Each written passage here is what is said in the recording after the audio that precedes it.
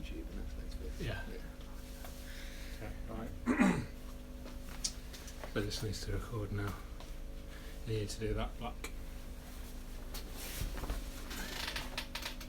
No, recording now. I'm doing the video. Remember the introduction video. You have to hold the black up as well. Hi everyone, George Farmer here, and I'm here at Aquarium Gardens today to aquascape this Nano Aquarium. I'm going to be using some really interesting stones actually. I've never used them before. It's called fossilised wood. Was it fossilised wood or fossilised stone, Dave? Yeah, fossilised wood stone. Fossilised wood stone. I've used petrified wood and other similar types, but this is quite unique.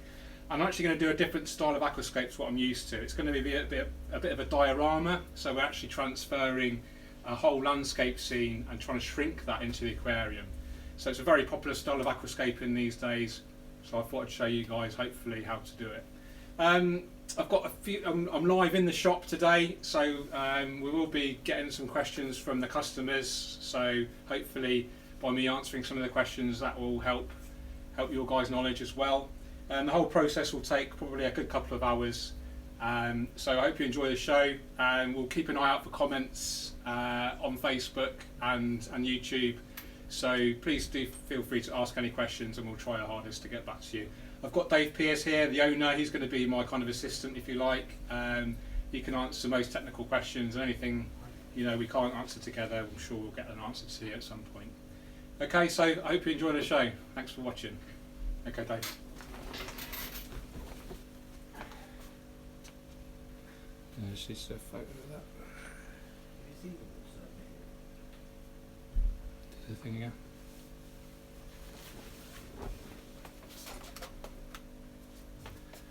Cool. Okay guys, thanks for everyone that's watching live. How many viewers have we got, Dave? 14 over 15 over here. Okay, cool. So hello YouTube followers and hello Facebook followers.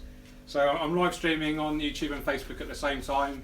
I've never done this before, so hopefully it will go smoothly with no technical issues. I'm also recording some video and photos on a DSLR camera, so quite a lot of room for error, but hopefully we'll all be plain sailing. So we've got our aquarium here, and we've got our LED light unit. We've got a nice white background. We've already installed 8 litres of soil there. And we're going to be creating, like I said, a canyon kind of style irigumi diorama. And I'm going to be using some interesting techniques that I've not often used in my own aquascapes at home or for other clients. So it's going to be quite a lot of new things for me and hopefully for you guys as well. So it should be quite interesting.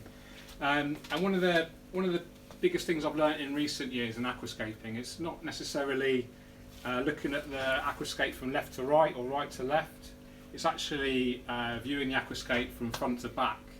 And if you look at all the top aquascapers in the world, the guys that come really high up in the ILPLC rankings, these guys have mastered the use of depth in an aquascape, that front to rear depth.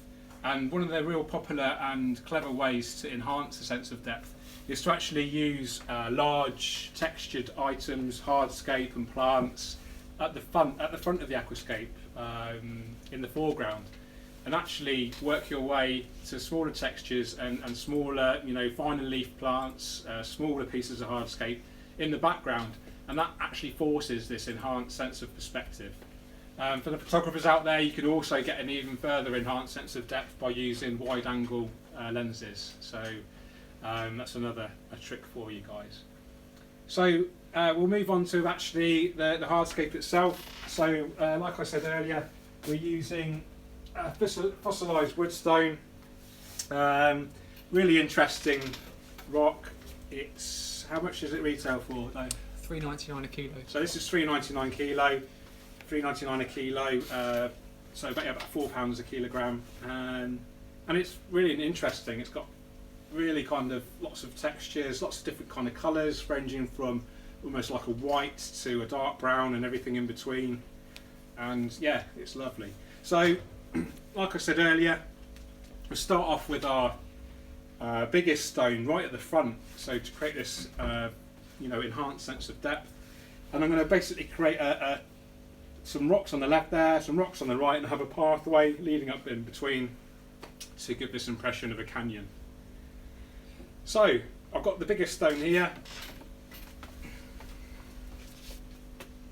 George, and yeah, share on your Facebook. yeah. Blogging. So could do a photo, Dave, in a minute of that. Yeah.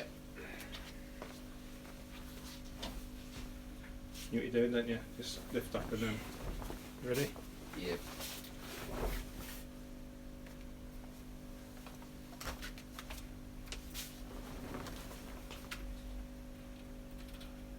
You got any questions, guys?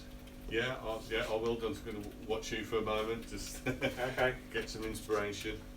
Do a brave job doing it. How long did it take to get here then? Leamington Spa is a bit of a. Hour and 3/4. Oh, that's not too bad. No, well, yeah, it would be probably a bit quicker. Alright, I'm really surprised about the depth of having the bigger stone at the front compared to the back. So that was surprising. I prefer Looks the up- smaller ones. Yeah. That's up to you. No, just share that, mate. Thank you. Okay, so we've positioned our main stone, if you like, and we look at it quite carefully and we determine what's the most interesting side, and it's definitely this side here, and we want that to be facing us. We want to be viewing, that's the side we're going to be viewing. So we look at the most boring side, which is this side, and we want that to obviously be facing away from us or buried in the soil. So I've got this piece here. We put it quite near the front, like I said, to give us this sense of depth, hopefully later on. And that's our main stone in. Now I'm going to work my way down in size.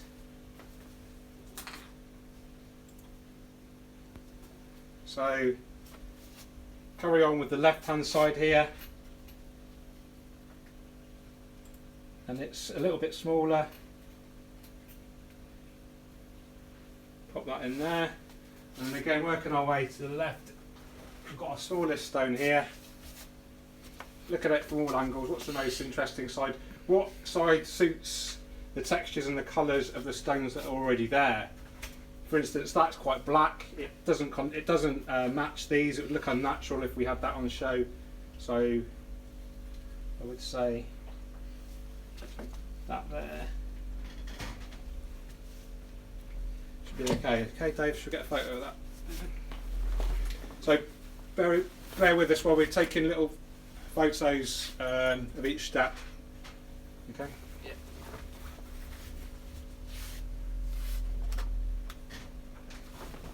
Oh, Yeah. okay. Yeah, is that okay? Yeah, cool. Okay, I'll just slide the light forward so you can see a bit more detail on the stones, and I'm just going to have a look at that, make sure I'm happy with it. We can have an adjustment later on once we've got all the stones in there, and I'm actually going to put a lot more soil in the background to create an even further enhanced sense of depth, and that's another trick we can do. If we slate the substrate, the soil, quite steeply to the back, that will help create this sense of depth. So yeah, we'll add probably another bag of soil once I've figured out the stonework. Okay, so that's the left side pretty much done. Now I'm going to work my way onto the right, and again I'm using the next largest piece, which we've got here. Again, really beautiful textures at the front, so I'll make sure that's facing the viewer. And we'll pop that in about there, so it's kind of in line with the other main stone on the left, which gives us some room to plant into.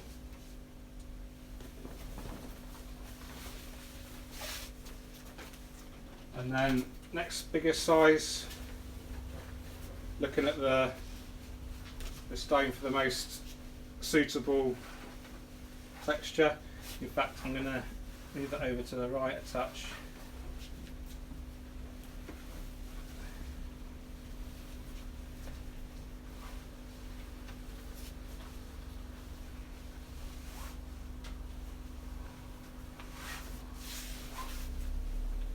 And then again, keep working towards the background. And you can see the stones are getting smaller as they go towards the rear. And that hopefully you can see in the video, depending on what angle you're viewing it from. will help give us this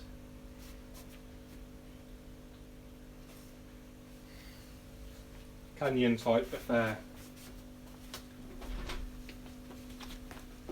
Hello there. Oh yeah.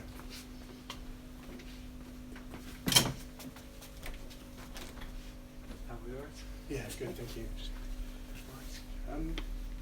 Substrates.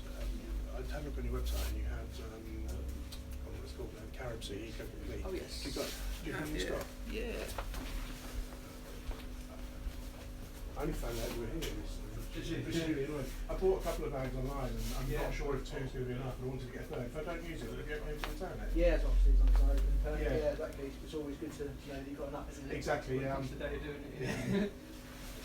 Yeah, I'd rather not be running around on the day trying to find Yeah. another pack. You also had bundles of plants on the website that I was interested in as well.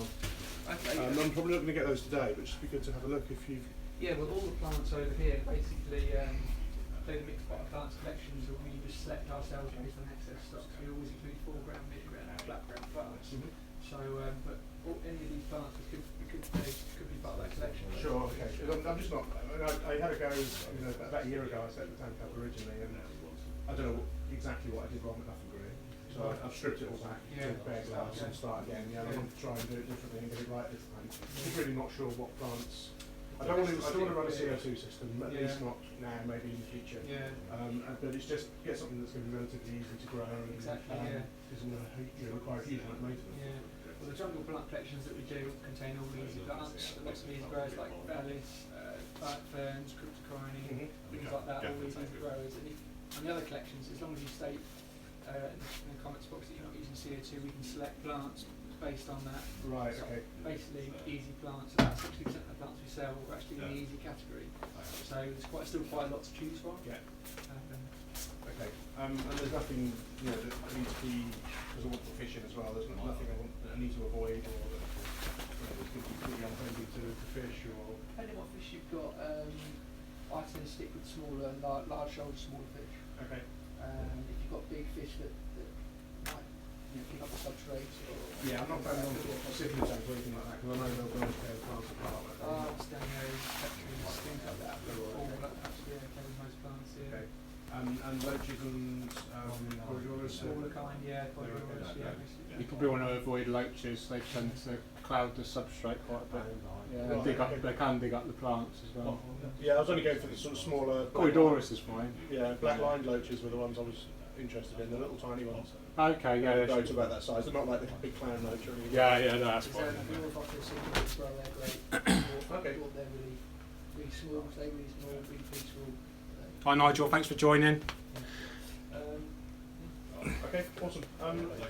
Okay guys, so that's and so on while I'm here as well. Yeah, at the back of the store we've got... the rock's pretty much complete. I'm happy with that layout, so what I'm going to do now is actually take them out again and I'm going to slope the substrate much taller towards the back to get that sense of depth that we're after.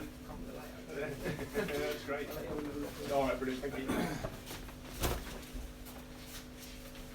I've got that on mate because the YouTube one's got a big Yeah, light, so that's I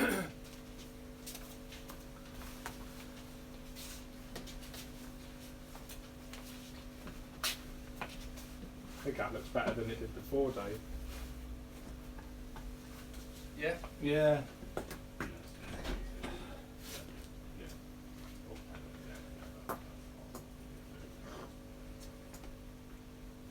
You join a draft layout, I think. Sorry mate. Doing a draft layout. Yeah, and then I'll just stick some more soil in to bank it up and then we'll use the separators. Oh, perfect. Yeah.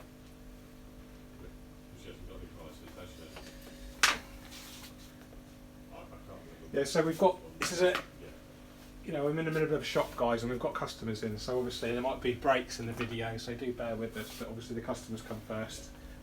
It is a business. So I'm going to add another bag of soil now.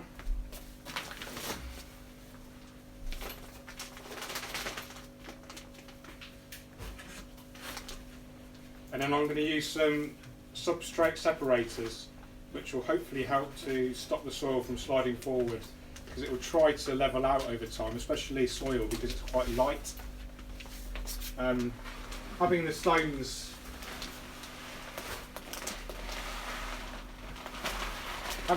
partially buried in the soil will help to prevent the levelling as well. But just to be on the safe side, because we are going very steep towards the rear.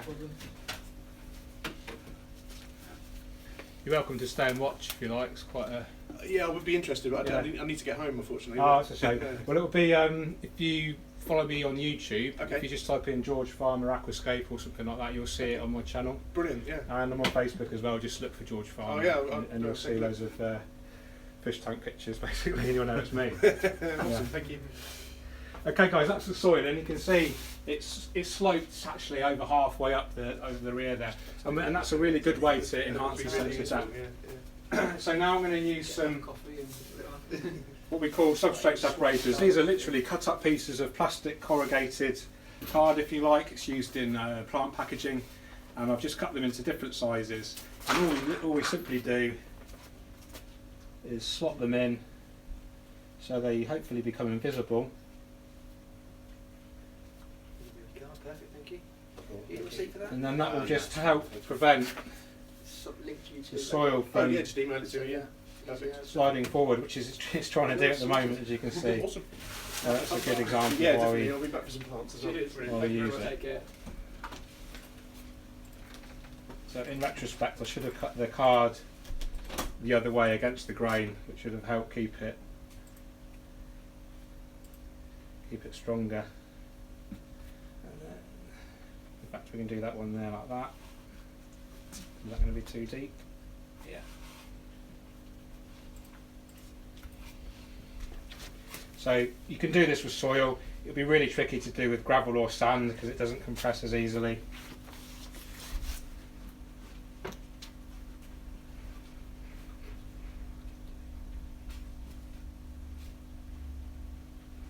Like I said, when we put the partially bury the rocks, that will also help. So can I ask you a quick question? Of course. Doesn't that stop you putting the rocks in certain places because you've got the separators? It will, yeah. It will be quite tricky if I wanted to partially bury a rock there, for instance. Yeah. Yeah, you're going to have some resistance, but you could just squash it down. Right. Okay. It Just would be, wondered. yeah. You know, just Yeah. if these would be hard to squash because the grain is running Yes. Yeah. vertically. So if I did want to squash it, I'd probably put it that way. Way round. round. Because I think you can, that sort of material you've got, I think you can cut down quite easily with standing knives and everything. Oh yeah, I mean I've Smaller. just used aquascaping scissors. They should be sharp enough. Yeah, yeah, they should be. Yeah. Cost a fortune, them ones. I'm sure. Not from this shop, I hasten to bet.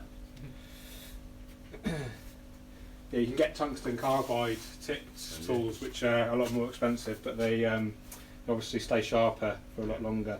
But for general aquascaping, stainless steel is going to last you a lifetime if you look after them. Yeah. If you use them in marine, reef Yeah, tanks, right. they tend to corrode quite easily. A lot quicker. Yeah. Yeah, the soles. There's just different grades of stainless steel. Not all stainless steel is created the same. Marine tanks are quite difficult to keep, aren't they? It's like any part of the hobby, it's as difficult as you want it to be. Yeah. If you want to get into the really high end, it can be quite expensive. Consuming. Yeah, and it can be quite time consuming in terms of testing your water and things like that. But it's like any part, the equipment and the techniques are getting better all the time. They're getting more accessible all the time. So there's never been an easier time to keep, demanding reef tanks. But you can keep it really simple as well. You don't have to have a really complicated reef tank. I think they might be a bit too deep, so I'm just going to trim that down. I'm not going to use a smaller piece.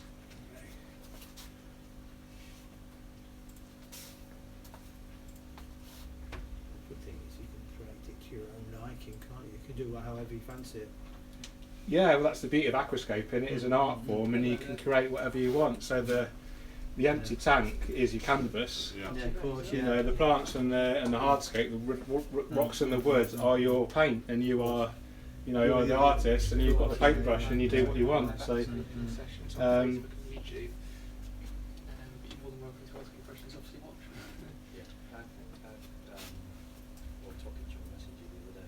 yeah, okay. Cool. Yeah, probably.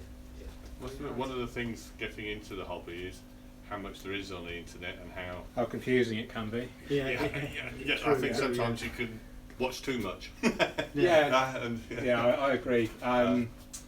Especially now the internet is so prolific with different Facebook groups, forums, etc. So my advice is to find someone that you know is respectable and you can see by their work that they know what they're talking about. Yes. And just follow that one person if you like their advice, because if you start mixing different people's advice, everybody has different opinions. Exactly, and if you start mixing one technique with another, then it potentially run into dramas. You could follow one person's technique all the way through and it'd be fine. You could follow another person's technique all the way through and it'd be fine. But if you mix elements of each to suit you, to cut corners or to cut costs, then that's when you can potentially run into problems. So you know, I've got a certain way to do things, and I know it works because I've been doing it for a few years now. But it's by no means the best way. I don't think there is a best way. I think there's ways that suit you and suit your requirements. So, me, for instance, I never, you know, some people are surprised when I say I've never ever tested my tap water since I've moved into my home 3 or 4 years ago. No, because I know that the plants will happily use only nitrates and phosphates in the tap water, so I don't need to add as much fertiliser. I know that all the plant species and the fish species I keep will tolerate a wide range of water parameters. And I know that if I do a large water change every week, that's going to dilute any waste organics and reset any nutrient levels. That's done by the liquid fertilisers. That's really annoying me, that piece. So I don't need to test the water. I know by experience if I've put in too much CO2 in the water, because the fish will suffer, they'll become less active and they won't feed as much. So, you know, I can adjust my CO2 accordingly. You know, the only thing I regularly monitor is temperature. Of course, and CO2. CO2, make sure the CO2 is going in the tank. Right, why is this really irritating? Yes. You love these, George. I'm going to cross those two. Because from when we started looking at it, the water parameters is such a big thing on the internet, and the tap water is it's so difficult. But I think if your tank isn't established long enough as well, I think that's just caused. I'll just have a little seat and we can talk about it. This is quite an interesting topic, and the guys watching will be interested. So, I live in a really hard tap water area. I know because I live 2 miles away from here. So the TDS, totally dissolved solids, is about 400 parts per million, which is super hard. It is, isn't it? And I know it's hard because I get limescale in my kettle really quickly. When the water evaporates from my aquariums, like it does in Dave's, it leaves behind a white deposit. So I know my water is absolutely nailed. Yes. But it's not a problem. You know, the fish I keep, the plants I keep, are absolutely fine in that hard water, because they've all been captive bred. They're not wild caught from soft water rivers, etc. And the plants are absolutely fine if you give them what they want. You know, enough light, enough fertilisers, enough CO2, good circulation, good water changes, and you can grow pretty much any plant you want in hard water. The only time I would recommend soft water is if you're growing really tricky species of plants, which there's only a couple out there. Some Eriocaulons, some Tonina species, and if you want to, you know, keep very demanding soft water fish, or want to breed soft water fish, there's some species of shrimp as well, bee shrimp, which prefer softer water. Can I just ask you, say about how hard your water is in your TDS? I think where we live it's about 270. Okay. What you're saying there, that concept, would that be fine for cherry shrimps as well? Would the plants and everything else adjust the water?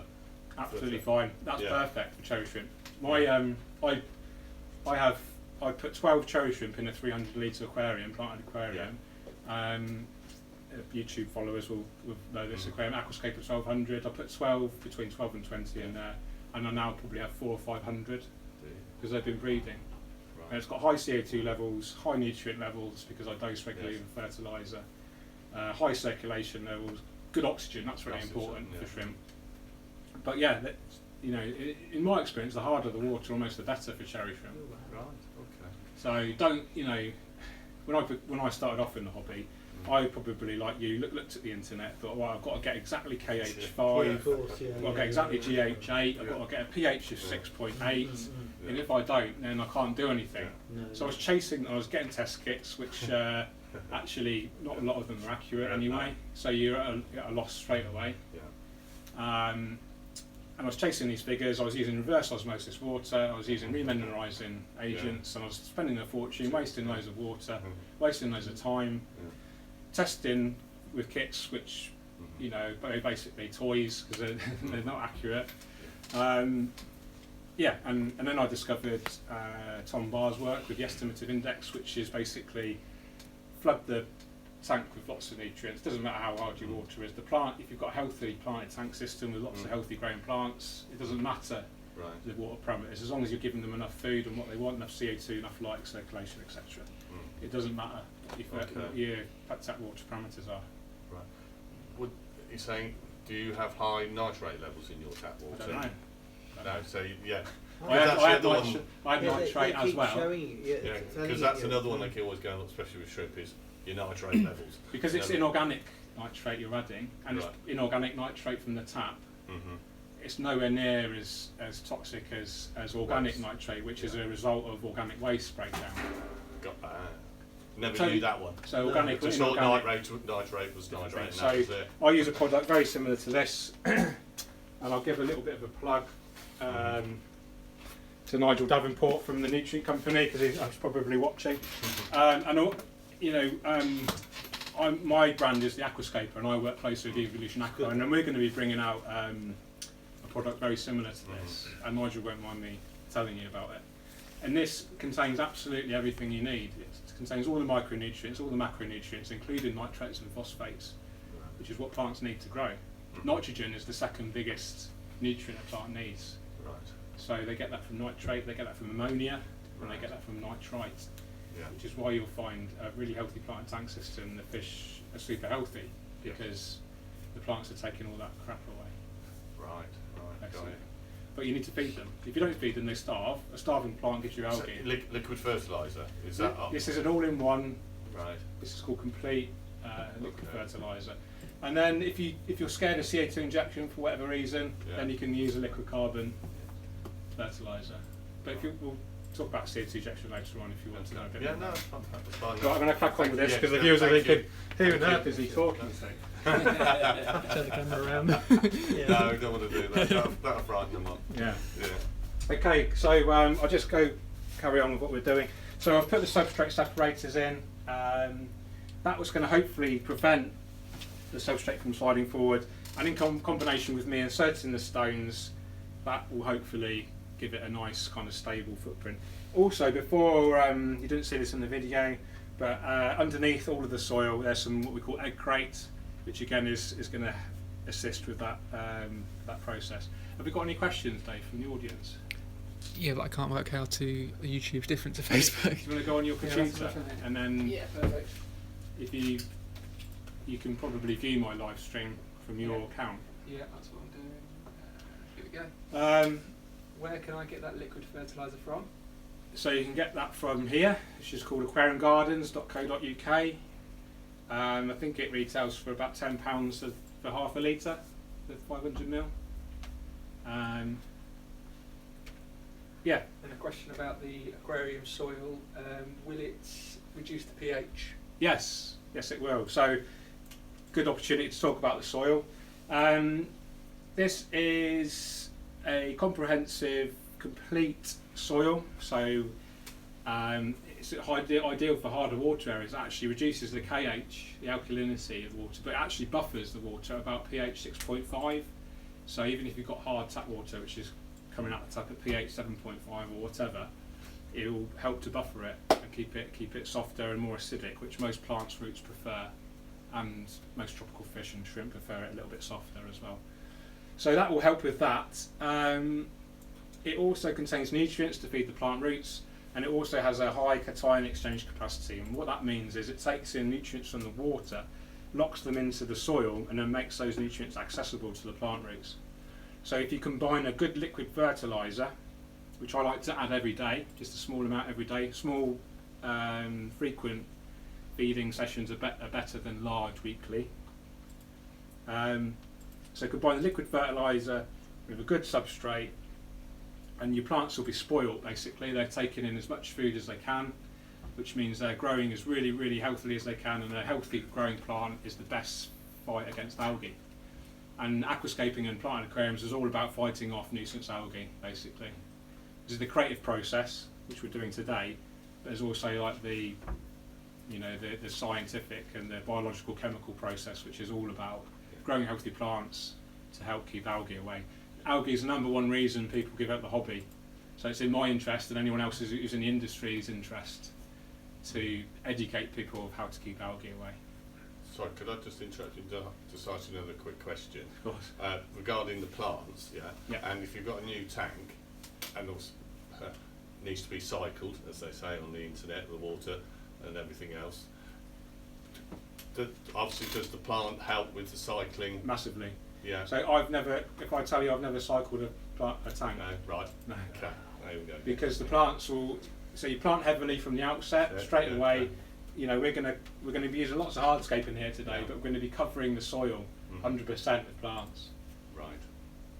So what that does, it helps establish a balance in the tank straight away. The plants will use the light up, they'll use any nutrients up to grow. That will help fight off algae, but it will also, if and when you add fish, the plants will use that waste as a nutrient to grow. Right. And arguably, a plant will use it even for a mature filter can. So it's almost, if you've got a healthy plant and tank system from day one, got good light, good CO2 or liquid CO2, good circulation, feed the plants, you can add fish, a small amount. I wouldn't add loads in one go because that pollution level is going to exceed the nutrient intake level of the plant. Does that make sense? Yeah, that's fine. I just wanted to Doesn't the new soil though give off, or can the new soil give off ammonia? It can do. Some soils give off more than others. I would always test your water before adding fish. Quick, just I don't because I kind of I know what you know. But I would recommend anyone before adding fish test for ammonia and nitrite. The kits might not be accurate, but they're accurate enough to tell you if there is any. They might not tell you exactly how much there is, but if there is any, then you should wait. Would you say there's a difference between the test kits, like the little dipsticks, compared to the I think liquid ones? Yeah, the dipsticks, are, like you say, are more of an indication. Right. And obviously, how someone interprets one colour as it's different. So it's sort of, and there are apps out there where you can it literally takes almost like a photo of the colour and it tells you. I can't say how accurate they are, but that's the only thing you really need to ever test for in my experience when you first set up. Some soils, this soil in particular, Nano Aquarium soil, in my experience, doesn't leach any ammonia, but don't quote me on that, because if it does, you go home and kill your fish, you're going to blame me, and my reputation is at stake. Is that okay? So just test for ammonia and nitrite before you add any livestock. Interestingly, what the soil does, because it produces the pH, the ammonium and the ammonia balance, they're always in balance with each other, and it depends on the pH. Ammonium is a lot less toxic than ammonia. So ammonia is NH3, and ammonium is NH4. The lower the pH, the more NH4 there is, in balance with NH3, and a lot less toxic. So this, even if you do have ammonia, because you're using this, it arguably won't be anywhere near as toxic if you just use plain gravel. So there's another bonus to using soil. Okay, any more questions, guys? No, okay, good. Just going to get a swig of water. It's going to be a long day otherwise. Okay, so we've banked up our soil, we've used soil separators, and now we can go back to our layout, which I've pre-planned, if you like, to make sure it's going to look okay. And then, as I expected, the soil separators are trying to support the stone, but I'm just literally wedging it right down, and that's going to help keep that soil in place even better.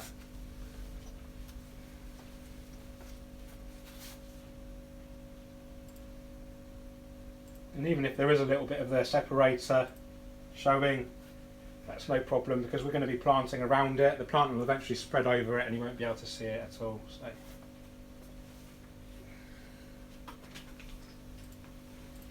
Any more questions, Dave, from the audience? There was a question about the lights. Okay. Price and Do you want to just reply to those people on your on here. on Yeah. comments rather than? Okay, I'll just slide the light forward so you can see a bit more detail on the stone.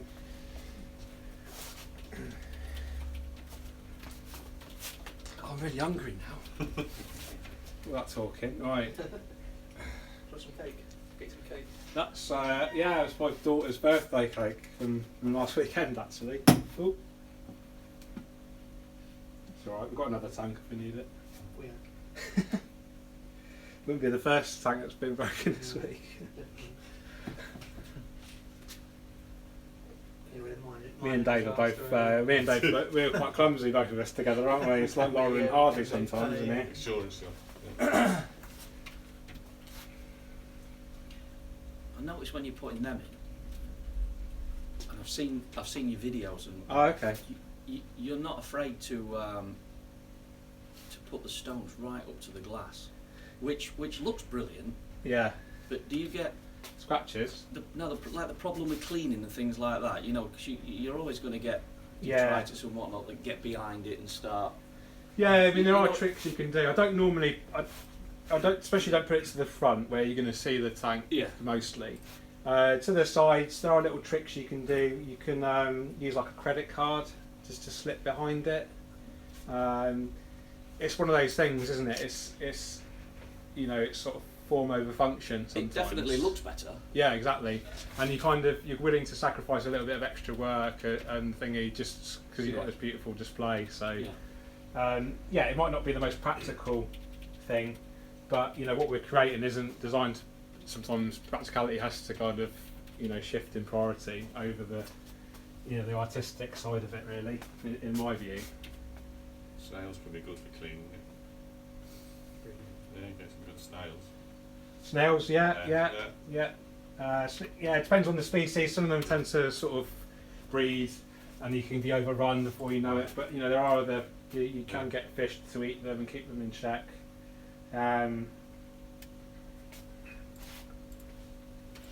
And then hopefully, I don't know if you guys can see on the live stream, we've actually got a tiny gap here, and this is called the vanishing point. So in technical drawing, 3D drawing, you have a thing called the vanishing point, and the lines converge to this vanishing point, and it helps to create this real sense of depth. And that, combined with this steep slope, hopefully really reinforces that the tank is actually really, really wide, even though it isn't. So I'm happy with that. So, how are we doing, Dave? Do you want to start prepping some plants? Yeah, perfect. One more stone. I'm not sure if we actually need it. But I'll let the audience decide. What do you think? So that's without. Okay. And that's. How about a smaller stone? Yeah. Don't know, it looks nice either way, but I kind of like this kind of plinth here. yeah. You could put some like little bits of moss on there or something maybe. Let's see what the audience says. If anyone, with or without, guys, it's quite tricky for the guys that are viewing because it's not square on. I think without, with the little stain. Okay, so we've got a divided opinion on that. That's interesting. We'll leave it in, and if we don't like it with the water in there, we can better without. Oh, not two withouts. Yeah, I'm thinking without actually. From that. I like your idea about the plinth. But Yeah, I like the. How about if we do something like that? So we have almost like a. Yeah, that's like fine. an island. That's lovely, yeah. I like that. Yeah, it adds a bit of tension as well. Is this focusing okay? Without. No. How many people we've got viewing? 52 on YouTube. Awesome. No, says someone. Sorry, I had. I think it's because it's that perspective. It is, yeah. That you're Losing creating. it. You've Of course, lost it. yeah. Yeah, I think you're right. You've like sacrificed one. Looks a bit congested. Yeah. Like you said, like perhaps a small. Yeah, Well, yeah. The thing is, there's a couple of things that will really change it. When we add water, right. that actually shrinks the perspective even more. Yeah. And also when you plant it, obviously. Yes. So we're going to use the plants. We're going to use plants to deliberately enhance this depth. So we will use broader texture plants at the front and then finer texture plants at the back, Okay. and hopefully that will. Change the whole complex, isn't it? Yeah. I'm just going to try and get a photo. Start with the broader texture plants first. Yeah, let's do Staragini first, mate. Gosh, well out of focus.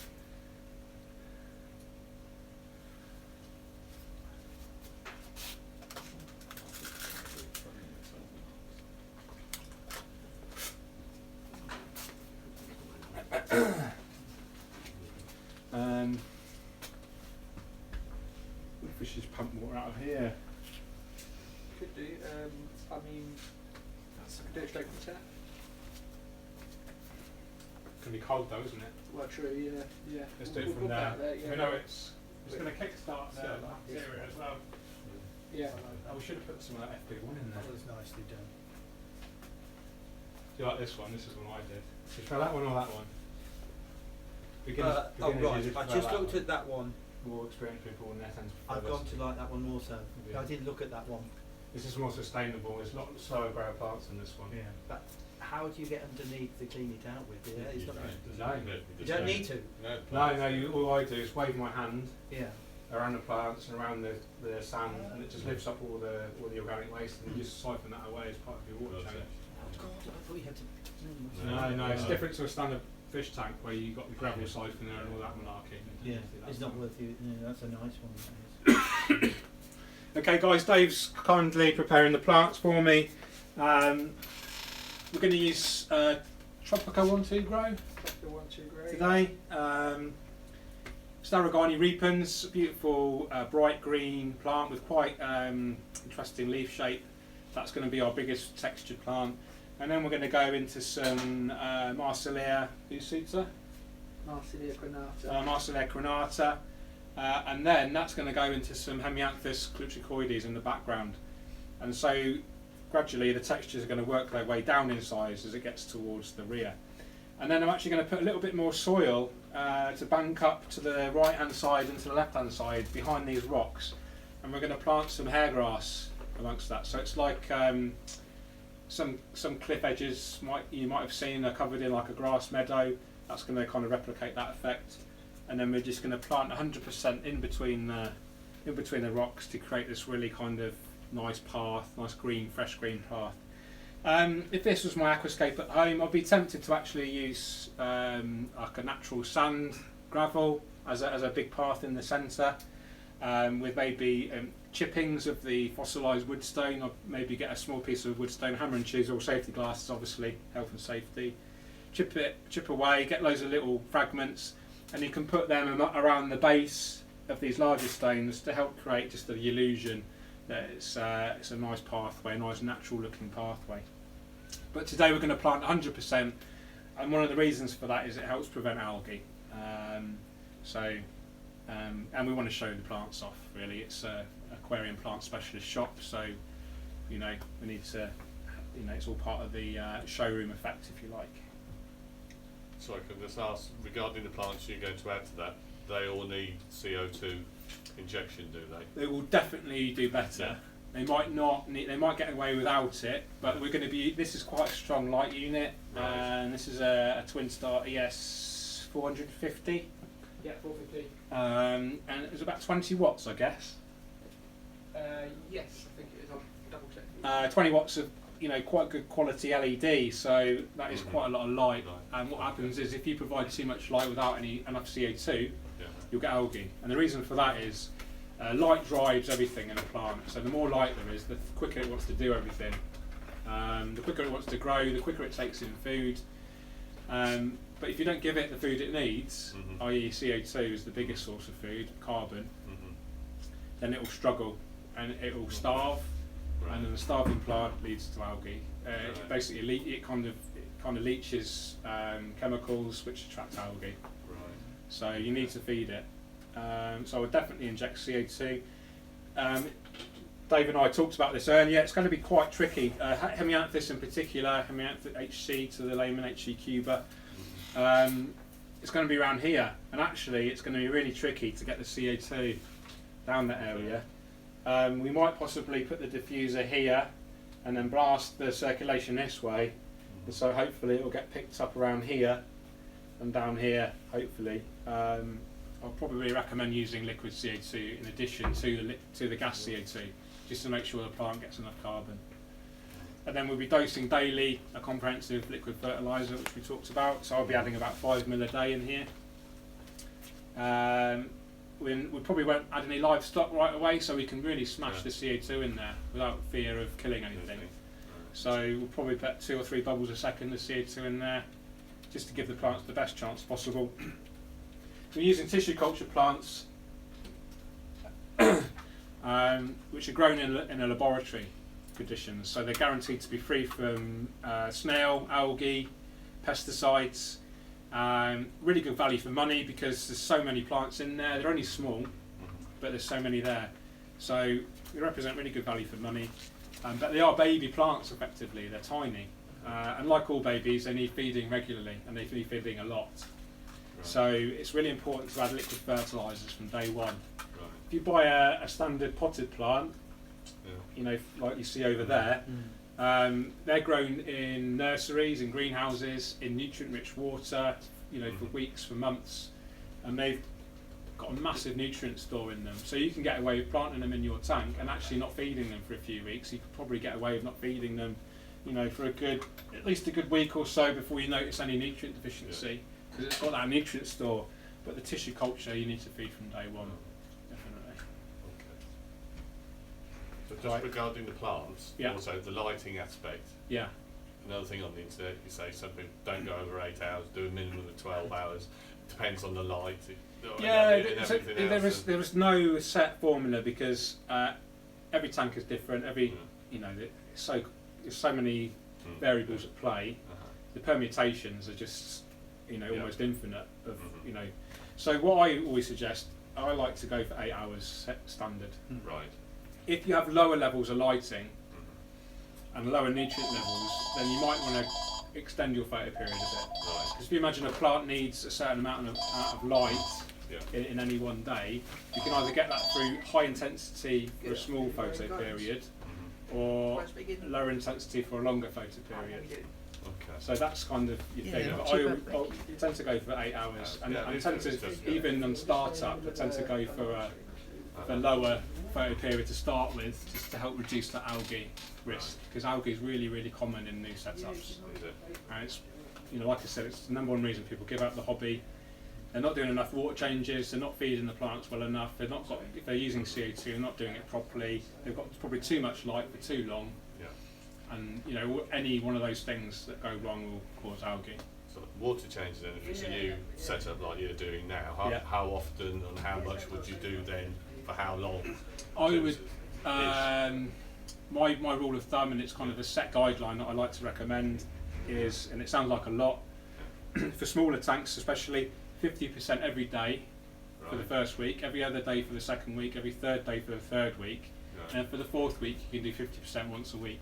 Not bad. So it's a lot of water changes, but in a smaller tank like this, it's no problem. That 60 litre, is it? Sound like 50 litres? About about 50 litres, I think. Right. Yeah. Okay. So 25 litres. I've got 2 20-litre buckets of water for water changes. In a big tank, you know, I've got a 350 litre tank at home, aquascape at 1200, and I use a filter, you know, external filter inlet. You know, like, and it's got the strainer. So I put that in, and the strainer's right at the bottom, and then I use it fits a garden hose, and I run the garden hose out to the garden, and I just suck on the end, and it drains the tank automatically, and I can do bits and bobs, I can trim the plants while it's doing that. And then to fill up again, I just get that other end of the hose, and I just basically fill it to the mains, and just get the right temperature, add a bit of dechlorinator, and then it just goes up again. So that's a really big tank. But smaller tanks, I would just use a bucket and a siphon tube. And I assume the temperature of the water until you got livestock in there. Yeah, you try to match it. try and match it still. I've got a calibrated hand now, so I know exactly. I've done it. It's done so many water changes over the years. My life is just one big water change, basically. Thank you. I was doing the tanks at home yesterday, and I thought, I come in here one day a week and help Dave out with his tank maintenance, so that's water changes as well. But water changes in planted tanks, in higher energy planted tank with CO2, decent light, if you want to grow good plants, then water changes are a key part to helping to prevent algae. And you also just flush out any organics, so it's good for the fish, any waste organics. The fish like it, they like fresh water. You know, they don't live, most fish don't live in stale, bits of water. So once that's established, you do a water change then once a week, would you? Or yeah, once a week. Yeah. A percentage then once it's established? 50%. 50%. Because I'm deliberately overdosing the tank with fertilisers, it's good to kind of reset those levels, and a 50% water change will reset those levels.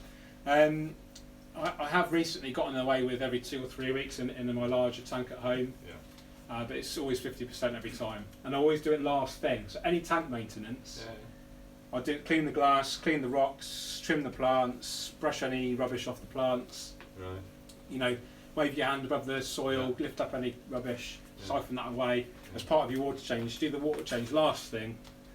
Oh, right. Because what happens is, if you did your water change first and then you started messing around in the tank, all those organics are leaking into the water column. That's going to trigger algae. So always do a large water change after every maintenance session. What do I press? Are we good for a shot? Are we? Yeah. Okay. Just press the button, mate. It's just flicked off there. Is that right? Oh, will come on again automatically, Okay, hopefully. I don't know. No, it won't. Alright. I'm not sure when you last did one, but Yeah, that's all right. perfect. Okay, so Dave's prepared some plants. What I'm going to do now is I'm going to put some water in the aquarium, just enough to kind of plant into.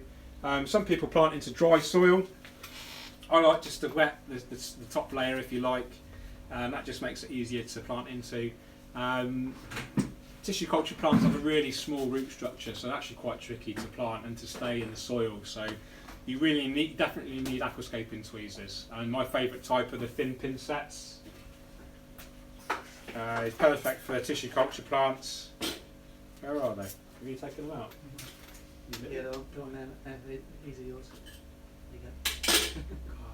Phew. Thought I might have left them at home. So yeah, these are my favourite type. If he's watching, shout out to Orlando from Greenleaf Aquarium in America. He sent me over these over a year ago, and I promised him a review, and I've not done it yet. So I'll do it at some point, I promise. So yeah, beautiful tweezers. These are tungsten carbide tips, really good quality. But yeah, invest in a good pair of tweezers is definitely a good recommendation. Have you guys got tweezers at home?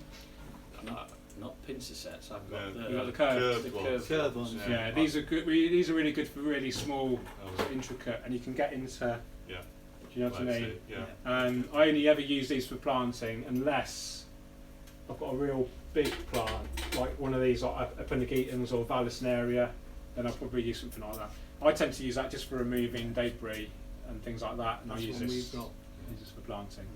These are good. I've had these for about 10 years now. So what I'm going to do now is we've got a plant holding tank here, which is, we've also got a spray bottle. Yeah, I'll use this actually. And then we fill up, we'll use the hose or use the hose in this. I've got a submersible pump. Cool. So I'm just going to wet the top layer of soil here with some. Is it warm? room temperature. Yeah, that's cool. You probably see that the rocks have changed colour. They've got a more of an amber, kind of rich red colour, which is quite pleasant.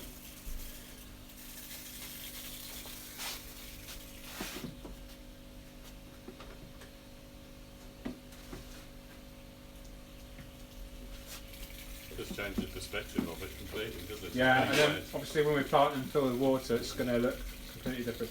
I think the green and the colour of the rocks will contrast really well. I probably actually wouldn't put fish in here because we're trying to create this diorama effect, which is basically a landscape. Yeah. Any fish kind of tends to look a bit unnatural, and you're trying to create a natural look. So I'll probably just stick with shrimp some cherry shrimp, which we know do really well. If you look in that display tank there, you probably see the foreground crawling with baby shrimp. Yeah, and they're not fed, they're very rarely fed, they just live on the biofilm, the microflora and the microfauna that lives on the plants and the decor. And they're obviously very happy. I like the blue shrimp as well. Blue? Yeah. Yeah, they're very popular. You can pretty much get any colour you want now in cherry shrimp. So I think the red one's my favourite.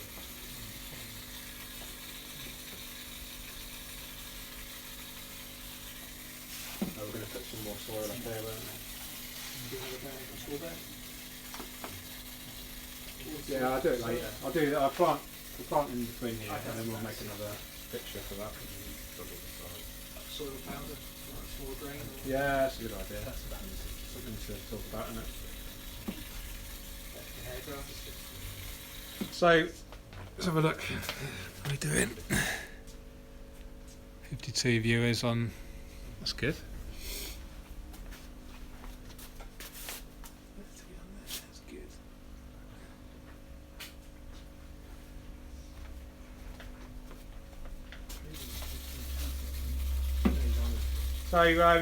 So I've got quite a few viewers online at the moment, so thanks so much for watching, it's really appreciated. You know, my passion is aquascaping. I'm lucky enough to make a career out of it now, so it's really cool to know that, you know, I'm engaging with you guys, and you hopefully appreciate what we're doing here today. You know, you can show your appreciation just by subscribing to my YouTube channel. Also, Aquarium Gardens has its own YouTube channel as well now, which I help out with, so do look up that. If you're not a friend on Facebook, then happy to accept new friend requests, and also check out the Aquascape Facebook page, where it's a company called Evolution Aqua that I collaborate with, and we've released our own range of aquariums and cabinets, and soon to be released some more aquascaping equipment. So I think that's probably enough water. You just want to get a shot of me spraying the water, Dave? Yeah. Okay, go for it. Perfect. Cool.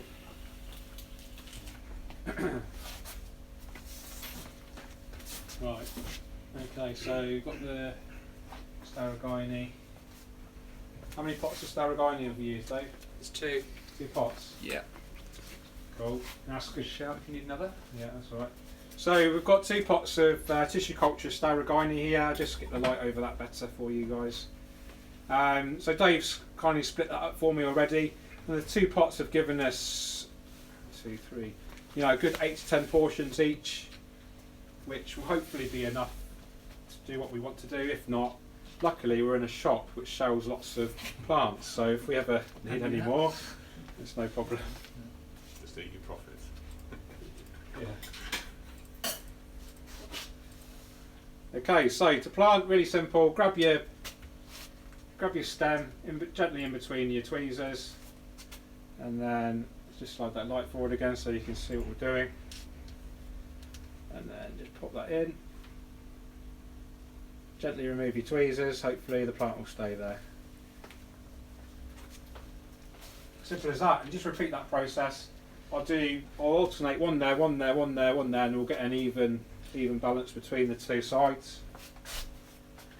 And it doesn't matter that you're burying a good proportion of the plant. Yeah? No, not at all. If they're healthy plants, they'll just deal with it. They'll grow new roots and they'll adapt to the light. They'll grow up towards the light. You can be really quite brutal with plants if they're healthy. It's when you buy them from a shop which has had the plants in stock for weeks. They've not had good light or CO2 or anything, and they're really struggling. You go to plant them and they die, and it's not necessarily because your tank's bad. It's because the plant's not healthy to start with. So I'd always recommend buying from a reputable shop like Aquarium Gardens. Dave actually grows his plants hydroponically, so they come in from the nursery and they're actually stored pretty much how they're grown in the nurseries. So you can get, you know, these plants here are actually bigger and growing healthily compared to how they come in the shop. Whereas most retailers will stock them in a system like this, but they won't be adding CO2. They might not have enough lights. They certainly won't be adding any fertilizers, perhaps. And a couple of weeks later, those plants are going to be really struggling, covered in algae. What I would recommend, if you live in an area where you're not necessarily the retailer doesn't have a very good plant system, just ask when they get their next delivery, because you can guarantee those plants are going to be healthy. And that's what I used to have to do until I moved here, and now I've got Dave. So You're welcome. Nice already. One thing that always concerns me about aquascaping, well, the thought of doing it yet, is the distance between the plants. Too far apart, too close together. no such thing. No. Don't worry about it. If you've got a good system, and I keep repeating myself, good light, good CO2, good circulation, good water changes. You can almost do what you want with the plant. It won't care as long as it needs and that. What I will suggest is when you get a pot or a plant which contains, obviously several portions, split them up into as many as you can. Arguably Dave could split these up even further if he wanted to. We don't need to because we've got so many. We're obviously on the time schedule. But for get best coverage and best, to get the most out of your money, do split the plant up into as many small portions as you can.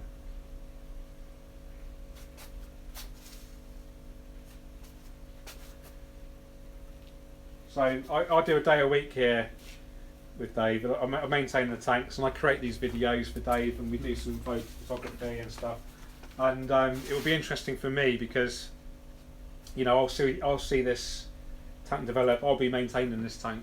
Dave will probably be doing some daily maintenance on it for the first few weeks, but I'll certainly see it develop. I'll hopefully be able to share with you guys who are watching the development as well, and hopefully we can all enjoy the journey.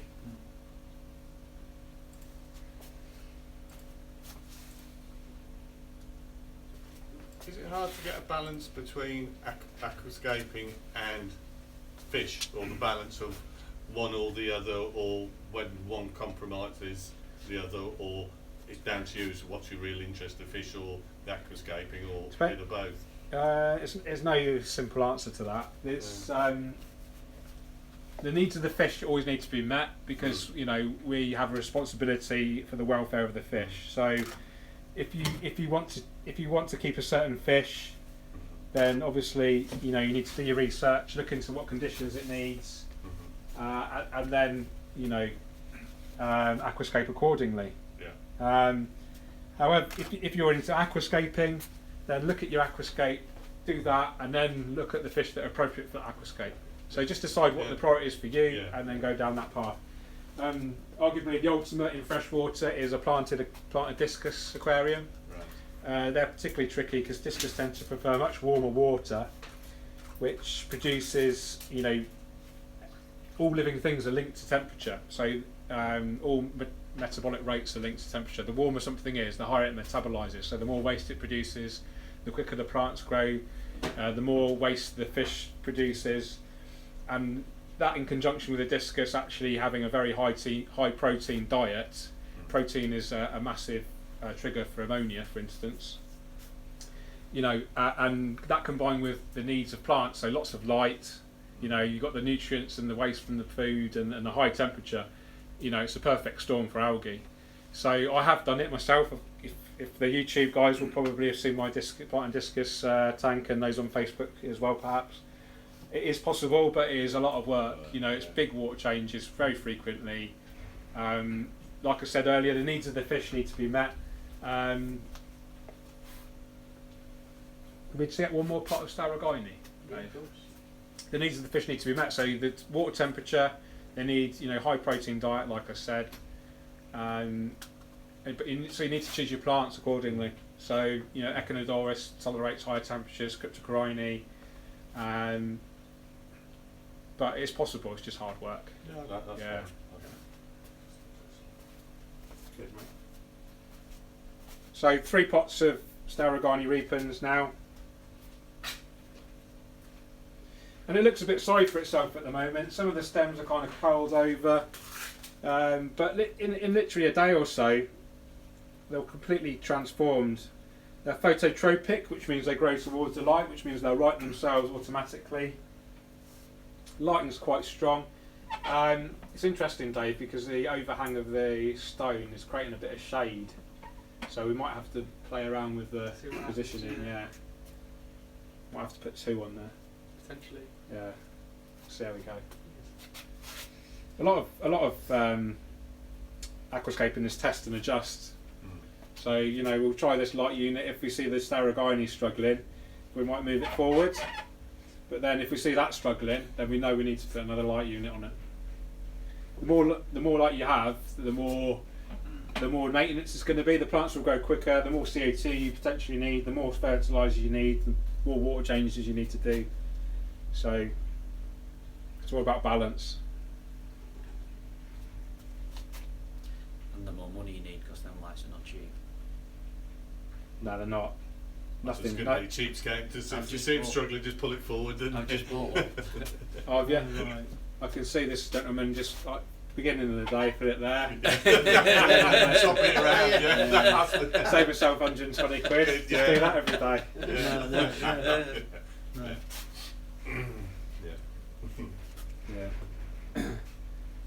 Yeah, it's not a cheap hobby. But there are cheap ways to do it. There's lots of DIY things you can do. There's even DIY LEDs that you can make yourself if you're that way inclined. There's lots of articles online. I prefer, stuff that's specifically made for the hobby. I agree. Sorry. I agree with you there because Yeah. you've got the guarantee 2 years and It's things been like that. tested and used. Yeah, And you've got the peace of mind and doing it yourself. Then and you actually you're supporting the industry as well. Of course, You're I think supporting about people that, that like people like myself and Dave, Mm. whose careers and no. I mean, the cost of it all can add up. But what I recommend to customers a lot is to sort of build it up. Of course, build your equipment up as you go, and rather than just rushing into it and perhaps cutting corners. No. Buy a light 1 month and the next month buy the filter and just build it up. Yeah, that's a good idea. And Works buy well. I mean, one of the best things about this hobby for me is it teaches you delayed gratification. Of course, yeah. So I think I'm going to get on my high horse now, but I think today's society is a lot about instant gratification, and people want this and they want it now, and they want that final result. So, for instance, someone could come in and buy that aquascape right now for a couple hundred quid, whatever it will be. But for me, it's all about the journey and not the destination. Doing it slowly and enjoying the appreciation of it. But some people want it all done straight away. Yeah, and there's a market for that. And don't get me wrong, we'll cater for that. But as a hobbyist, I'm a hobbyist first and foremost. I just happen to have made my hobby my living. Yeah, cool. I think. Yeah. I think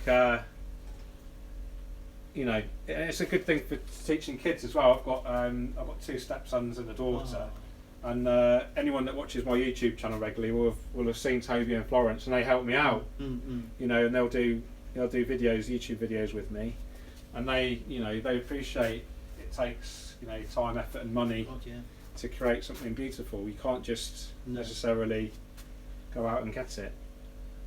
Got to work at it. Yeah. And it's worth it. I think so. Okay, Dave, that's enough Staurogini now, mate. I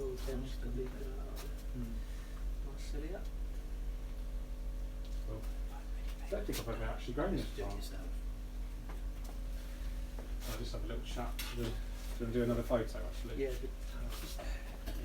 Let's just wipe that glass actually a bit. That's quite a nice size, isn't it?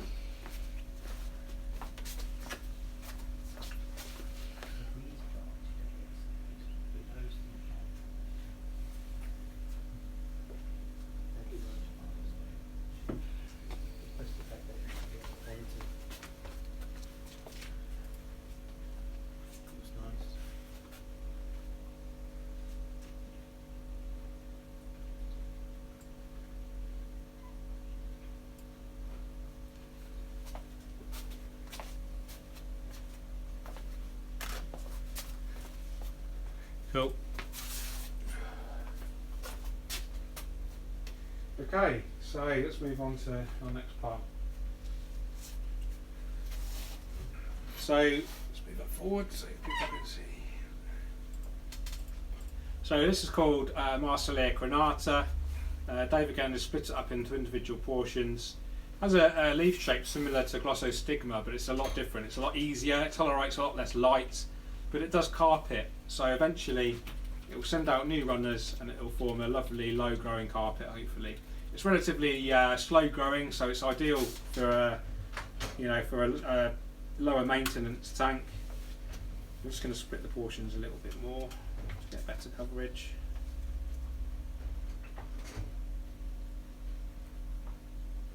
Again, this is tissue culture, so we can guarantee there's going to be no snails in this tank. I think we're using 100% tissue culture plants today, so we shouldn't be seeing any pest snails in here.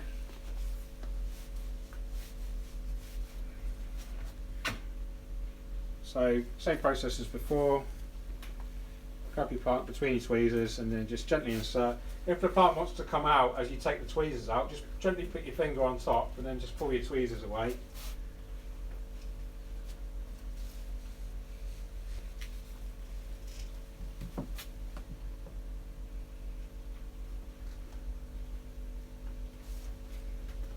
You got any comments, Dave?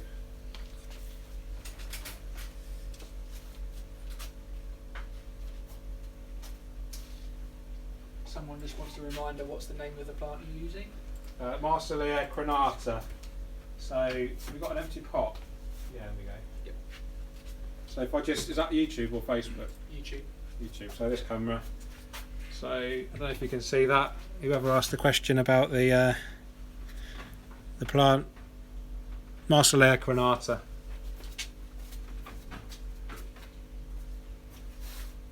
I think there's three Marsilea species in the hobby, pretty much.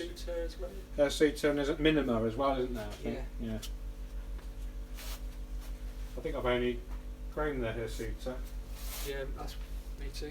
That's the most common, isn't it? I think so, yeah. Never really used it too much in aquascaping before, so. It grows a little bit slower than some of the other popular carpeting plants. Yeah. It's a little bit like Glosso in its leaf shape, but a lot less demanding. Yeah, much easier than Glosso. Yeah. I remember when my first ever success with Glosso, we grew a really tight carpet. It was 2005, and I think I was probably one of the first one in the UK to kind of manage it back then. That's one of the aquascapes that got me noticed by practical fish keeping, because I was dosing nitrates and phosphates. Back then, that was like a big no-no. What are you doing? It's like the dark arts. And now it's like, pretty much commonly accepted for most people anyway. It's getting there, it's getting there. Yeah, I started writing for practical fish keeping in 2006. 11 years later, I think people are just starting to get it. Just coming round to the idea. Yeah. Adding nitrogens and Good thing for phosphates. Yeah. I think because it is a common trigger in the non-planted system, people just assume. Yeah, if you're in a fish-only tank, that's probably where the whole theory stemmed from, I imagine. Yeah, exactly. So the Marsilea doesn't look particularly attractive at the moment. It will take probably a good few weeks to really establish. It is quite a slow grower, but the reward will hopefully be worth it in a good, I'd say in about 3 months or so. This should, really start to look nice and mature. Have a complete coverage of the plants across the entire substrate.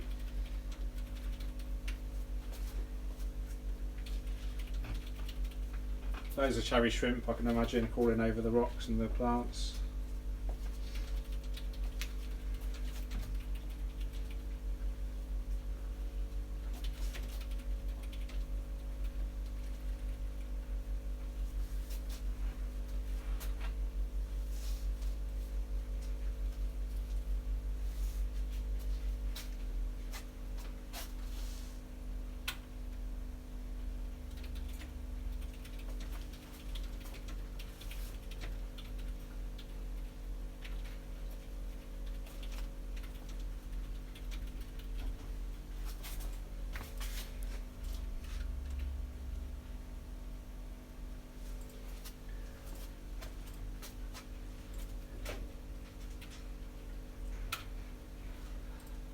Put the kettle on, Dave. Oh, that's a good idea. We got any cake left? As long as you haven't eaten it all. Yeah. You buying anything today then? Oh, I'm going to try to. Ed? So just shout me over if you Oh, need you're going to get anything. some hard cake? Yeah, that was the plan. You're going to try and copy this? The amount copy, but yes, I've used all the- I'm just having a go. I've used all the good rocks up now. You have, yeah. Sorry about that. Just trying to get the concept. Okay, smaller stones. That's quite a nice little size tank. Yeah, that's the same make as this, Yeah, but it's but it's 35 litre, this is 50. I Is don't it- think you should go for less than say 60. Don't you? I don't like small, I like bigger. Oh dear, what tank have you got? I'm getting one. What was the one tank I'm getting, Ingus? Recommended? I used the Nano one, 60 litre, What was it called? wasn't it? The Oh, Nano Nano Cube. Yeah. They've got quite a good write-up. I don't know what you think of them yourself. Yeah, have you thought about one of these? That's too big, isn't it? It's too big. Oh, I is it? haven't got the space Okay. for that. It's just got enough room. It's upright, you see. Oh, okay, we'll see. I would go for one of those without a doubt. I've got to. That's the range I've developed. Oh wow! And that, so that one there, same tank, that's kind of a black Yeah, water. who isn't did it? this one on my house? Dave did that one. Yeah, Yeah, it's nice, isn't it? It's nice. It is nice. Gets a lot of attention, that one. I think it's because it's got the beautiful carpet Yeah, of yeah. hair grass at the front. Well, go on then. Just I'll follow have as it, well please, here, yeah. yes. No, it's Yeah. sweet. Thank you. Yeah. No, I don't hit the So in this shop you get given cake if you're a customer. Yes, You don't get that in many I shops. haven't bought anything yet. I tell you what, we used to have a lovely aquatic place near where we lived in Leamington, and it was a family run. It was Oh, right. really brilliant. What was it called? What was the one we used to get? Rosedale Aquatics. Oh, okay. And that was run by a family, and it was very, very small. Is it shut down now? Yes, yeah. Oh, She was that's a shame. tired, Oh, so right. nobody wanted to take it on. So That's a shame. And now there's a rubbish one there, Pets at Home. I wouldn't buy anything from there. Yeah, careful what you say, we're live. Oh, are we? Yeah. Oh, well. Right.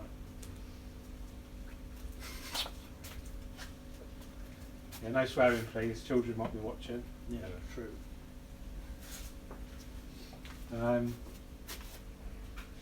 Yeah, I'm very lucky to have this shop here. It's the only specialist aquascaping shop in England, and it happens to be not 2 miles away from my house. So that's right. That's very kind of you. Thank you.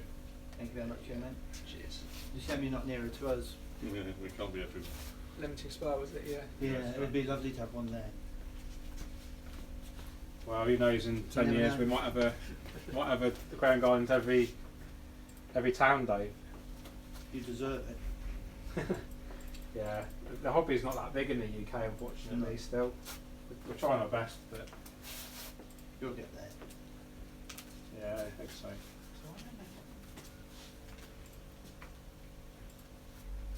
Have you been on the UK Aquatic Plant Society website? No. Sorry, no. That's really good. So it's free. It's online. The biggest bit of it is the forum online. Me and a couple of other guys founded it. Dan Crawford and Graham Edwards in 2007. It's got about 15,000 members, Wow. and there's loads of articles on there about planted tanks and aquascaping.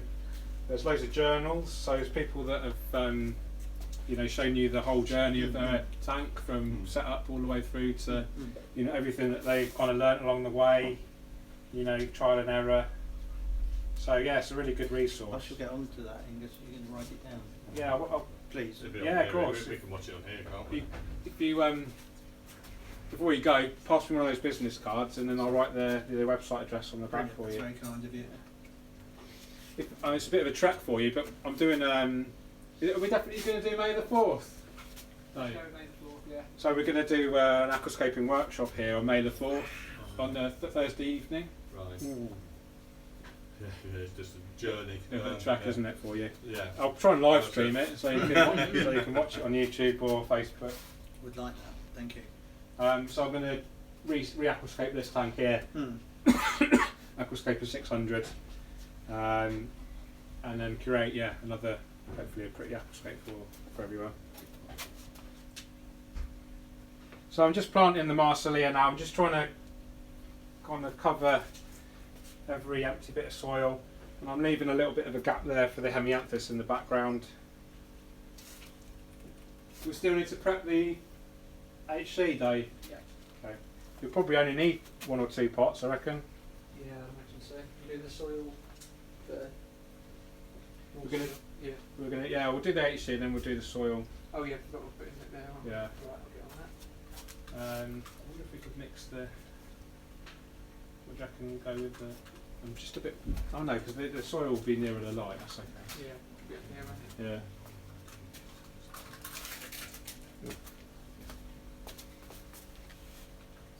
Okay, I'm just going to look through some comments, guys, because I'm aware that I've not actually answered anyone's questions for a while.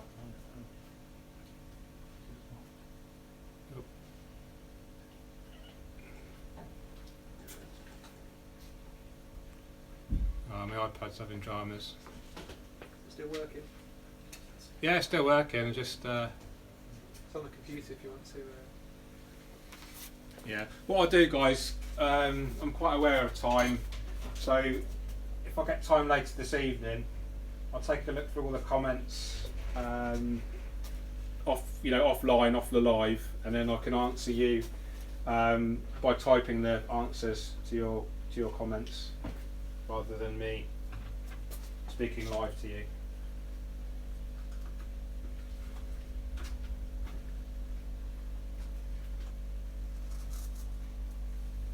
We could done with a third person here today to kind of shout out questions and comments, couldn't we?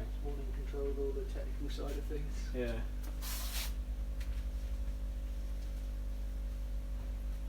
Florence trained up. Oh yeah, I mean she's more quite than capable, capable of isn't she? doing that, yeah. Could love it.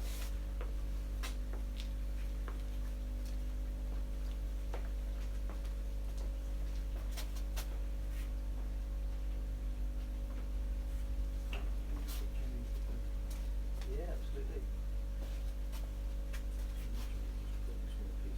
Essentially, yeah, well, this one's a really difficult one because it's a really small, intricate plant, so I'm having to use scissors to actually sort of tear it apart because it's a little bit difficult with you fat fingers. tiny, isn't it? It's really, really small. So literally, I'm just taking my scissors and cutting. I like to call them little plugs. And then you can just grab your tweezers and you want to put it, roots down, roots first. There's some of the bottom of the plant. The leaves have gone yellow, so you just bury those in with the roots. The top portion will poke out.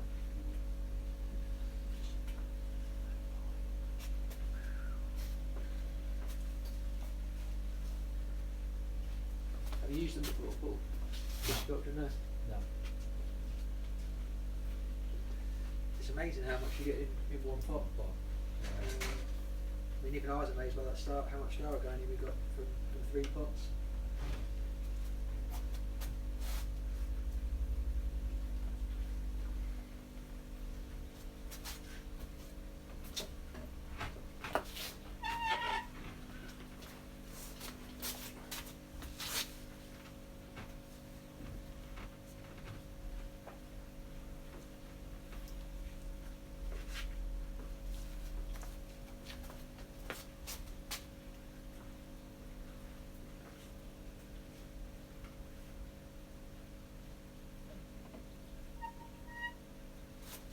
Right, that's pretty much the Marsilia done.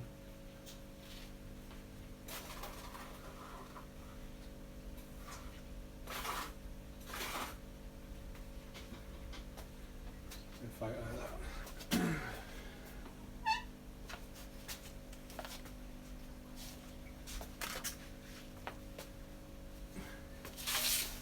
Okay, right. Is that coffee? Maybe. It is, it's in the kitchen. Go on, I'll do it.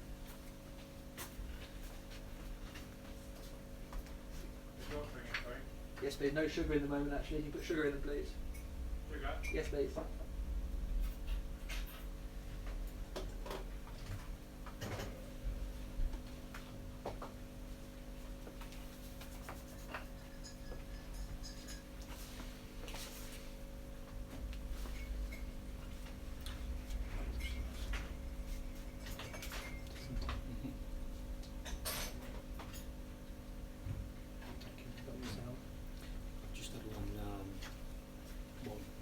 custom made.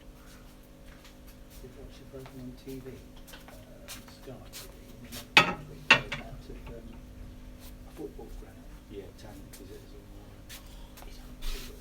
One's been done out to the globe. Out to the a bar. Yeah. It's a little bit gimmicky, but it's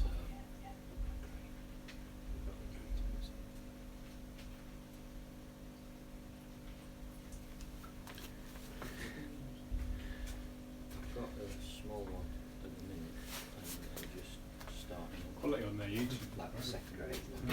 It's not the second one, I'll get rid of the first one. So Way to go. That's funny, mate. I love that. Yeah, that's just one part. Is it? Yeah. Okay, this is a good example of why tissue culture is good value. That's just one pot of tissue culture Hemianthus criticaloides cuba. It's So you can see it's empty at the minute. that's really good. But I might even that's mix good. up a little bit towards the front as well. Plants, So. because that's where I'm like, what do you buy, what do you buy? Okay, so exactly the same planting process. Quite tricky with the Hemianthus. It's got a really small root structure, so you have to be quite brutal with it and push it down quite deeply into the soil.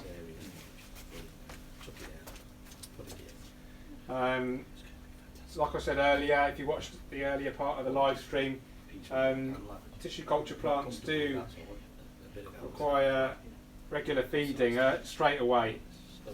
So I would add a good quality liquid fertiliser every day in here. This is a 50 litre tank, so I would add about 5 millimetres a day of a complete liquid food, liquid plant food, which contains all the nutrients that you need.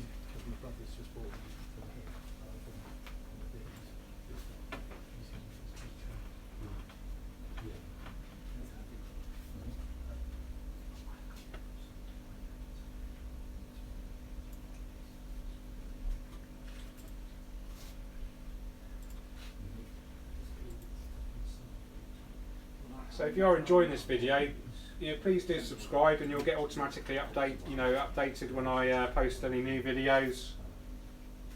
I'm trying to focus a little bit more on my YouTube channel these days, and the regular viewers of my content will probably notice that I'm uploading a lot more.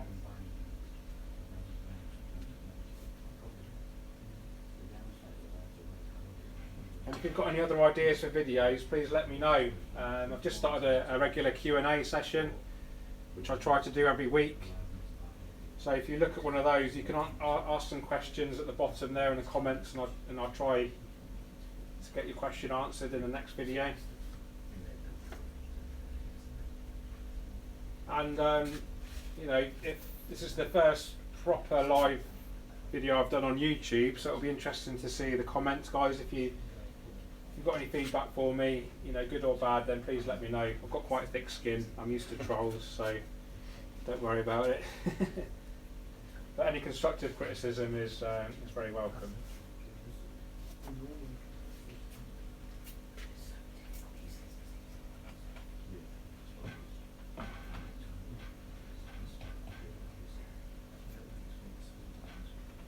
That's a nice stone, dragon stone. Is that what you're thinking of getting?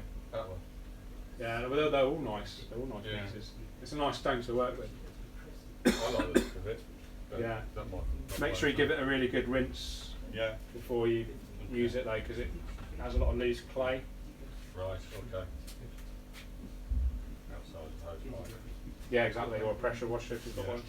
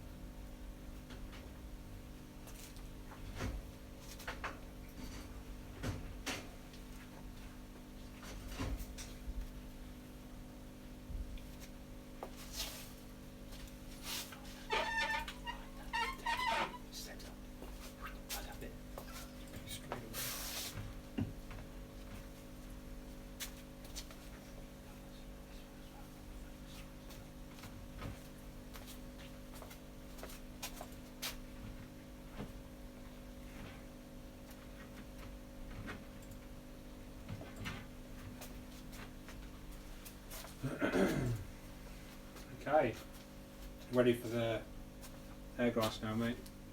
Great stuff.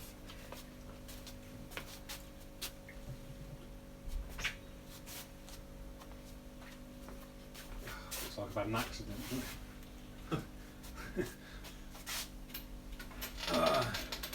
Okay, so that's all the planting done in between in the canyon, if you like. Next step will be to add some more soil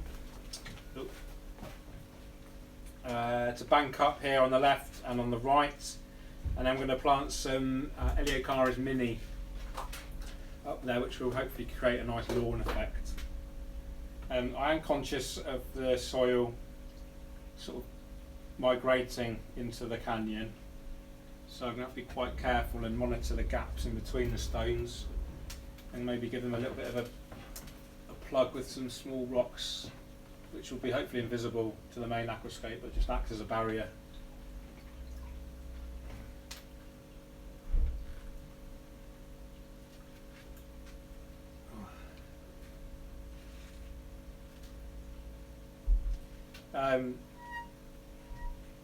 When I've done the main layout, what I'll do is I'll remove the cameras from their tripods, and I can give you a full view of the aquascape as well, so you can get a better idea of more detail and what it looks like from different angles.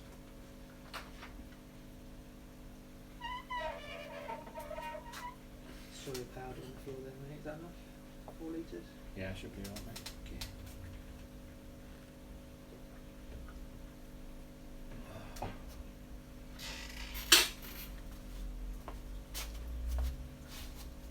The battery down.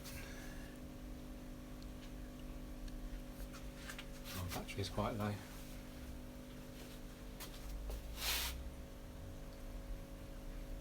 Just plug it into the wall. Yeah, just not sure if we can.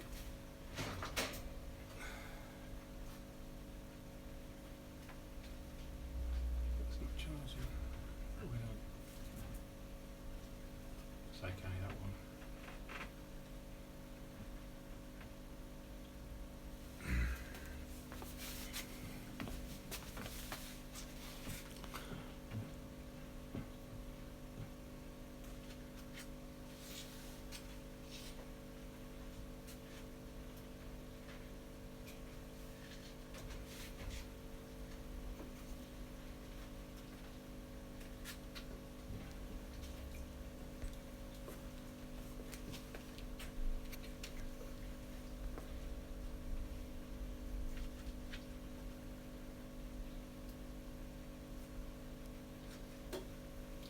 Is that hair grass Same hair grass, yeah. same as this, yeah? Yeah, SP Mini. Yeah. So it's a shorter variety. It doesn't. To be honest, I rarely trim that. In fact, I never have. So it does stay short naturally. It's lovely. Yeah, it's lovely. I've got a troll. Have you? Yeah, Report? you might want to delete some comments. You Yeah, like Facebook or YouTube. YouTube?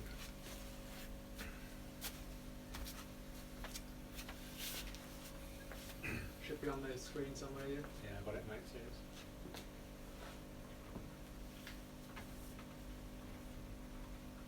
Let me get the comments up. We'll see. I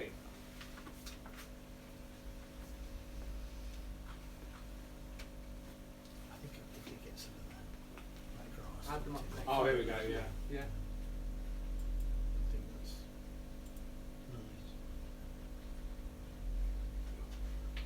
I would have some rocky plants myself. That's my personal choice. Yeah, we're going to plant the grass quite close together, quite densely, but in that aquascape, we probably used about 4 or 5 pots. Oh, And we planted each. That's a plug. That's what I call a plug. Yeah, yeah, plug, yeah, Apartment yeah, each, you know, 1 Mhm, centimetre apart, and probably after about maybe a couple of months, it was fully carpeted. Yeah. It's lovely, that is. I like that. Yeah, The grass is fantastic. it gets a lot of attention just because it's so lush and green and it stands out. Yeah. And it looks. That, Myself, I'm more into plants than, say, the rookery and stuff like that. I'd rather see lawn stuff. greenery, yeah. Myself. Well, that's everybody to their own. Oh, definitely. Yeah. That's the beauty about aquascaping. You can.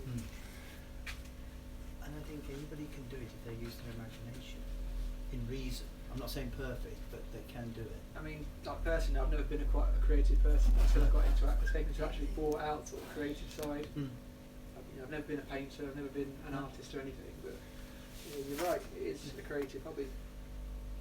It's the one you can sit Right. down, you can relax. But I would say it's one of the most expensive hobbies I can think of. It's more expensive than keeping a toy or keeping a dog. Yeah, yeah. You Yeah. don't have to walk. Okay, guys, I'm just going to stop the Facebook live stream because we're running low on battery and I need to plug it into the wall.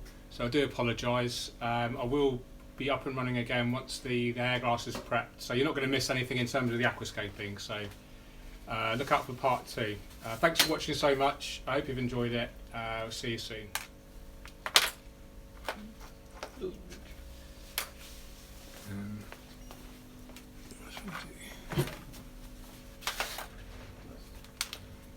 God, that's so real. It looks like absolutely fantastic.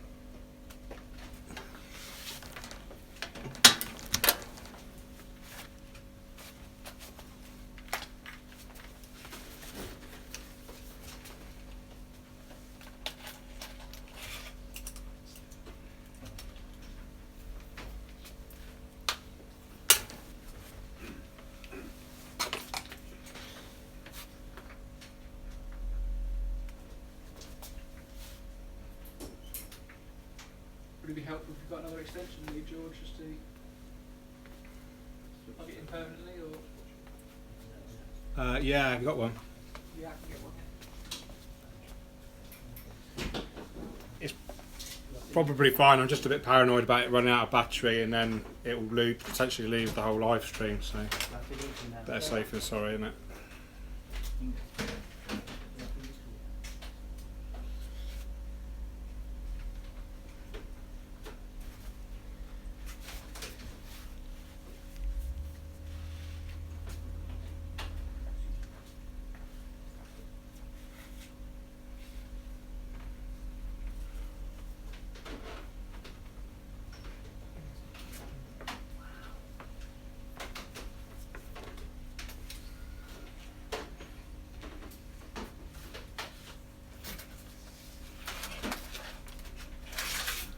It's not on yet then, George, it's not on live.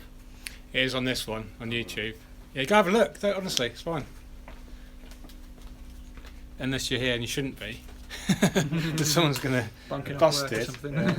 Yeah, I'm really sick.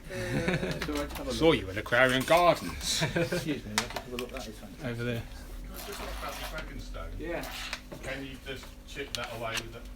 Yeah. If you want to Yeah, break it it. is, but easy spinning the other rocks, yeah. Right. Yeah. When Just get hammer and chisel. Yeah. Yeah. When we get a minute, we can just have a, when you've got a few minutes, just have a look and see what you Go can do. for it. I think I'm actually alright now, actually. Yeah. Yeah. Awesome.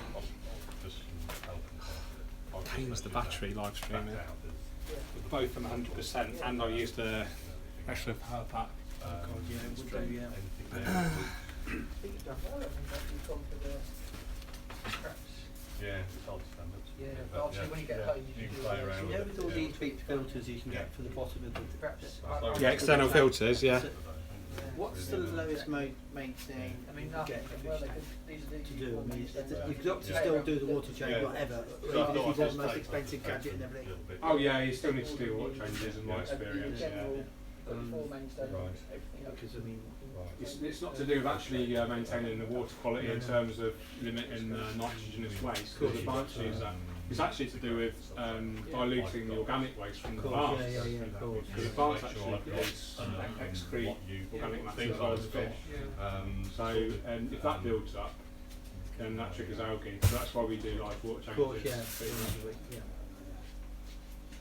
In a lower energy system, so if you're not running any CO2 at all, No. running quite low levels of lighting and really easy plants, Yeah. then you can get away with doing very few water changes. Yeah. Also, I think for a start off, you're best to buy the maintenance free, and I don't think it's as don't good forget, as yeah, it is in this day. for those in there. Yeah. I think they're better because you can get snails on those, can't you? More so. Oh yeah, massively. Yeah, yeah. These are Or very well lots mixed. of- Yeah. yeah. And these Just tend to be go treated with when I do a pesticides as level- well because these are grown Yeah. in the Far East. Of Before course, they yeah, enter, yeah. before they enter the UK, they have Yeah. to be treated with pesticides. I've got 4 So bags. that can be harmful for your shrimp. Of course, yeah. And I That'd be think enough to get a good I always high think back. it's better to pay a little bit I more. know, I know the tank is taller. That type. Yeah, So, yeah. And buy if you wanted to come up the to cheaper here, versions say, for example, myself. you may need a Yeah. big bag. Once you keep Right. yourself What you at could home. do to be on Me, I've got safe, is get a big bag and leave I've got a both 4-foot bags. tank, which is an aquascape at 12 Yeah. inches, so it's Very similar to double what that. before. double the length Right. but Yeah. higher and Probably it's slightly deeper. Yeah, not yeah, as black. Right. I've got an aquascape of 300, which is one of the little cubes. Oh, lovely, yeah. Is that Hang on your desk, yeah. I'd show you photos, but they're all in my gadgets. Oh, what's a shame I'd like to have seen that, yeah. Well, if you go on are you on Instagram?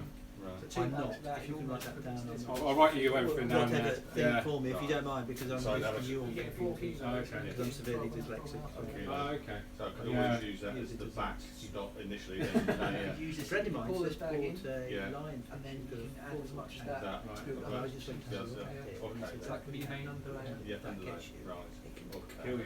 Yeah, yeah, it's toxic. Yeah, yeah, poisonous. Why Yeah. do people keep in the rock wall? The rock wall. Oh, I've been yeah, reading yeah. about that as well. Rockfish, yeah, yeah. What's the point of keeping them? Yeah, I mean, It's just more of a trophy thing, I think. People Yeah, like yeah. to show off, don't they? Yeah. But they're beautiful Obviously this fish. can Mm. be, but They are beautiful. You need to Yeah. treat them with respect, definitely. No. what you can do, obviously you've got liquid fertiliser. Oh, is You're this? going quite low tech, aren't you? Yes, So that that's should it. be Okay, right. Yeah. Let's have a look at I'll have a back. the hair graphs That down there. definitely will. Yeah. I'll put that at the front of the store then. Yeah, yeah, so we can build up as we go along. I was going to do more soil, wasn't I? Okay. Right, let me start live streaming the. Now we're plugged in, it should be okay. Sorry, just going back, yes, regarding where I've got the stones, I don't need to put that down, do I? Or do you just put it all over anyway? Usually this just goes on the bottom.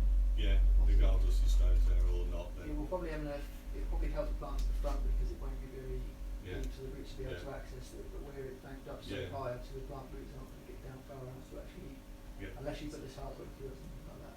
So that's the other option then. Yeah. Yes, I was just going to ask you then to say, yes, if you're banking it up, it's not going to get all the way down. Yeah. So that's what you would suggest to do then, if you're bank. Definitely have at least a good few inches of this between the top layer of soil Yes. because if this gets through, Right. it's just going to cloud up the water column because it's Right. essentially like dust, isn't it? Right? Yeah, so you, what, 3 inches? Yeah, good 3 inches between the gravel and the layer. Than that. Oh, okay. Yeah.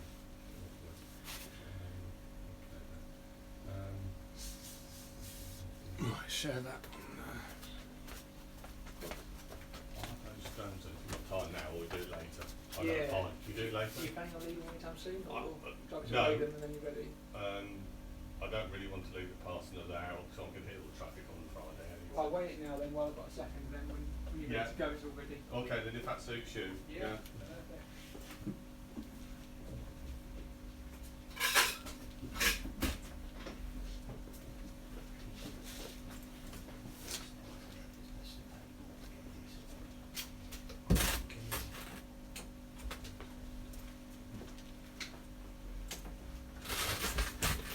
Right, okay. We're up and running again. Photograph just in case. Yeah, that's a Yeah. good idea. Yeah, so I'll probably give it that half. Okay, guys. Thanks for your patience. I'm back now.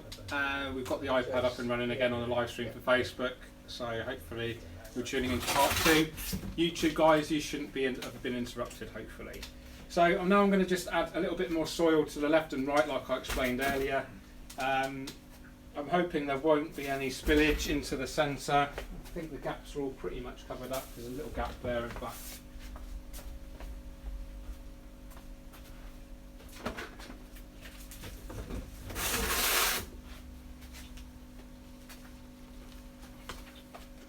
So I'm just going to plug that gap here. You won't see this stone probably in the aquascape, but it's just acts as a barrier. Prevents hopefully the soil from migrating on top of the plants in the centre of the layout. So we open up our bag.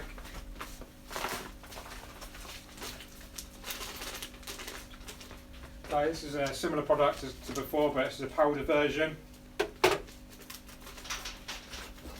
So it's just a smaller grain size, which is actually really handy for tissue culture plants. It does tend to have really fine roots. So we just gently pour that in.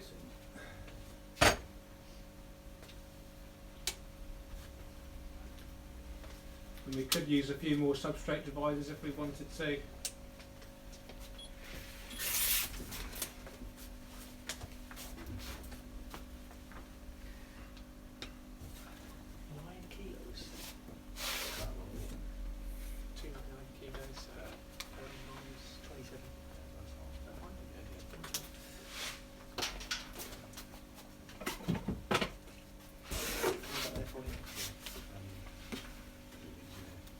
No, carry on, yeah. Because it's going to be a low maintenance tank.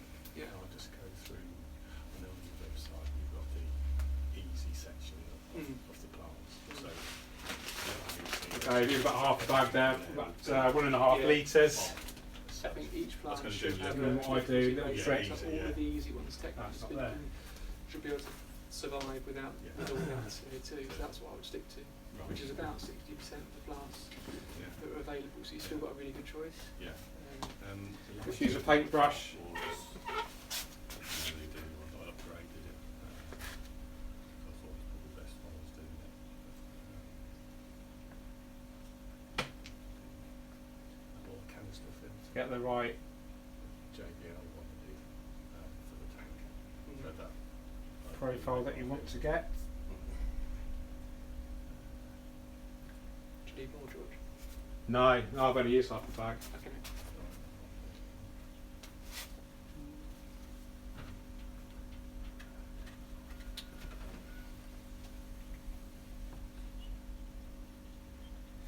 Just put a bit more on the left there.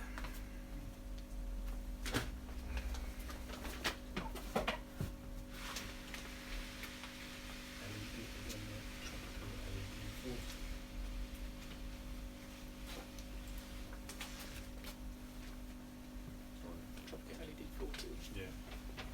That's the Oh, the Denley one, yeah. Yeah. That's perfectly good. No, like Yeah. official plants. Yeah, no, those are quite new actually. Yeah. So Um, they'll be fine for those plants. Absolutely, yeah. Yeah, you won't have any problems there. Right, okay. So I'll just do the hardscape first and then think about the plants. If I give you a ring and just discuss things or Perfect, yeah. whatever. That's the way I'd recommend to do it, yeah. Yeah, good. Hardscape first and then Yeah, then I can think build about up. plants. So I'll do that. I like the idea of carpeting plant hair grass sort of thing, but can you get those in easy sort of thing without CO2?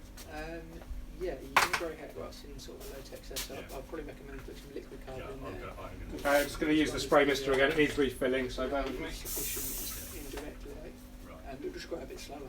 Yeah. So yeah, it can certainly survive Right. quite well. Yeah. Okay. So same with the mini grass or the taller grass. Yeah. Okay. Similar. Just it's like it's 3 different stages, isn't it? Just putting the stones in, then going wet, then putting the plants in. Yeah, Three yeah. different stages. So it's 10 years of experience really. Yeah.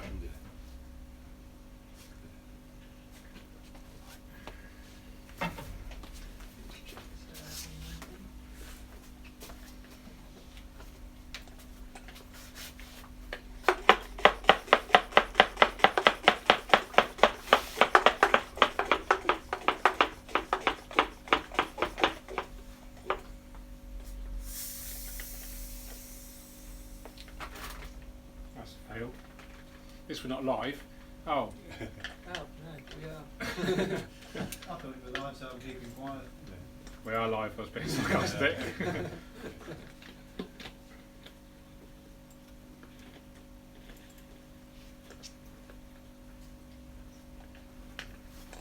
I've broken your bottle, Dave.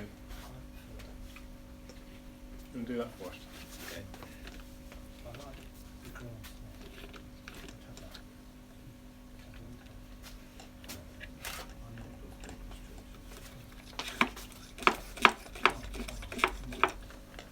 Written this in. Yeah. Ah, cool. I think it was the That's the Pressure relief valve. yeah. Oh, okay. Okay, like all good live things, you tend to have a few errors. That's no problem. So I'm just going to spray the fine powdered soil now, just to make it really easy to plant into again.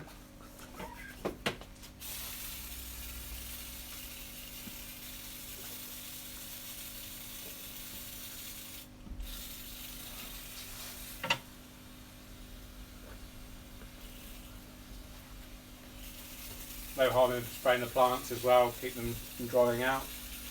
Some plants are really susceptible to drying out. Java fern is one of the most sensitive I've seen. If that dries out excessively, then it's pretty much dead and unrecoverable, whereas a lot of other plants will tolerate getting quite dry. So, but just in case, just try to keep your plants wet if possible when you're planting.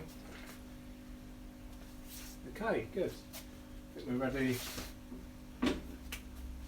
So this is Mini, Yeah. Acicularis Mini. Acicularis Mini. So here we have Eleocharis Acicularis Mini. Different companies call it different things. You might hear it being called Eleocharis Mini, Eleocharis Placilla. Sorry about that, I just had a call interrupting the live stream.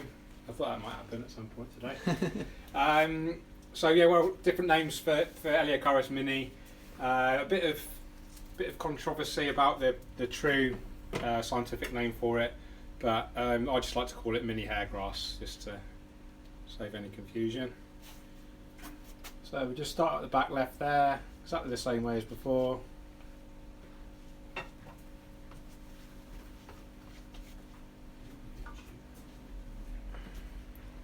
Is the YouTube stream going okay now? Still? It's just took off from where it left off, yeah, absolutely fine. That's good.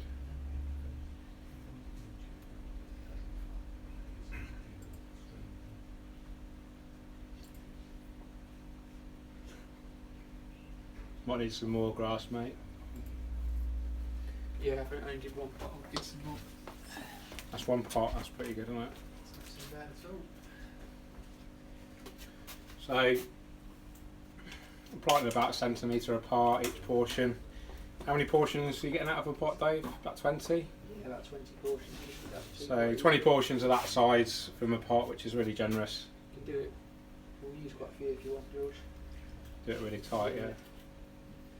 So we're deliberately going to plant really densely with the hair grass. It will help encourage good growth and help fight off algae. One of the most common mistakes beginners make is not to plant heavily enough. So they think they'll save their, they might be on a tight budget and want to save money. So they'll spend, potentially lots of money on the aquarium, lots of money on the cabinet maybe, lots of money on the lighting, the filtration system, the CO2, the fertilisers. You can be spending several £100s, if not more, depending on the size of the aquarium. And then they'll think, I only need like a few pots. The plants will grow, they'll spread, so I only need a few pots. Well, actually, that's a really big mistake. You've invested all that money and potentially time in researching and getting the right equipment, travelling to different shops or researching online. You've potentially spent upwards of, a few £100s at least. And then you put your plants in and you buy, half a dozen pots. And then, because you haven't got enough, you'll be fighting a uphill battle against algae. And then you'll think, this hobby's rubbish, I don't like it anymore. And then you've wasted all that money on your equipment, all because you didn't spend a few extra pounds or a few extra bucks on some good quality plants. So my top tip of this video is to invest not only in the decent setup, but in decent plants. If you buy an unhealthy plant, or not enough plants, or both, then you will be punished by algae. Isn't that right, Dave? Spot on. What's not? Yeah, loads more. Probably another 2 or 3 pots at least. Oh, that's very original, isn't it? with the glass of white guys so you can see inside the tank a bit better. Those that are watching on Facebook, if you follow me on YouTube, do take a look at that as well, and you might find the quality of the video a lot better. I don't think YouTube compresses the quality of the video file so much as Facebook. They're identical cameras pretty much that are being used, so it's all to do with how the company is compressing the movie images.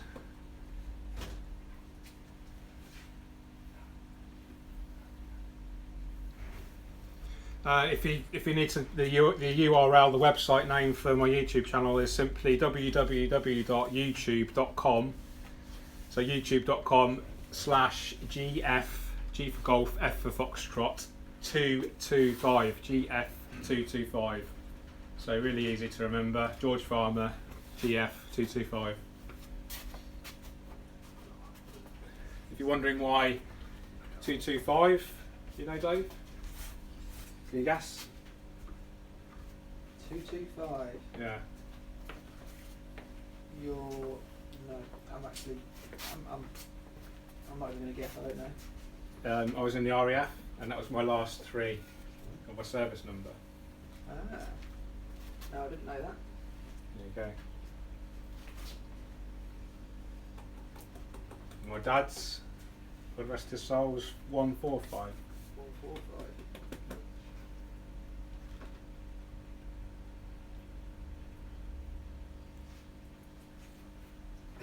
Oh, nasty.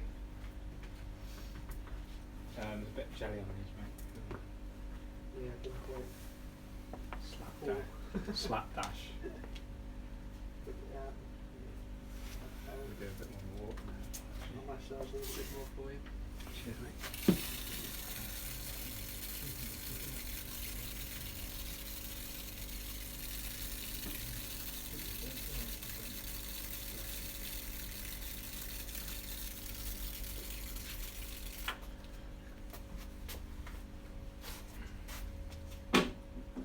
Just do a picture of the plant and hair grass.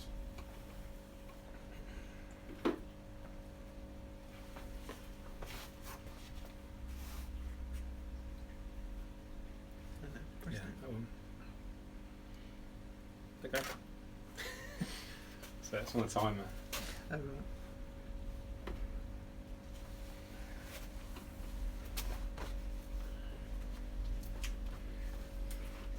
So I'm just going to show you an example of someone that's really lazy at preparing plants.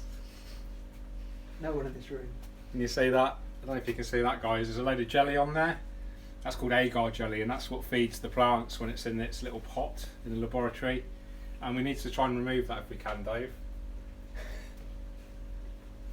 Dave's being really quiet and embarrassed, I think.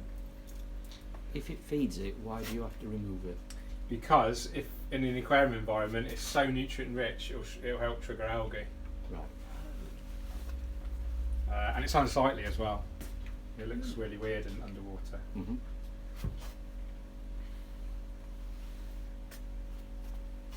But that was a really good question. Nearly caught me out. It would probably trigger algae more locally, wouldn't it? Yeah. Around the area. It probably won't trigger a whole algae bloom in the tank, but bacteria feeds on it as well, and it can cause cloudy water. Right. So, I went to a trade show once, and display tank was set up purely with plants like these, tissue culture plants.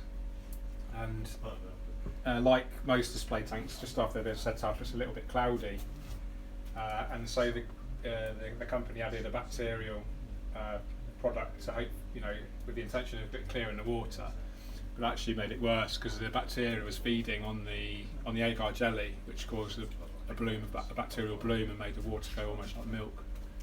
So just loads of water changes were in order. Not really, no one's fault. Just something that maybe they didn't realise at the time.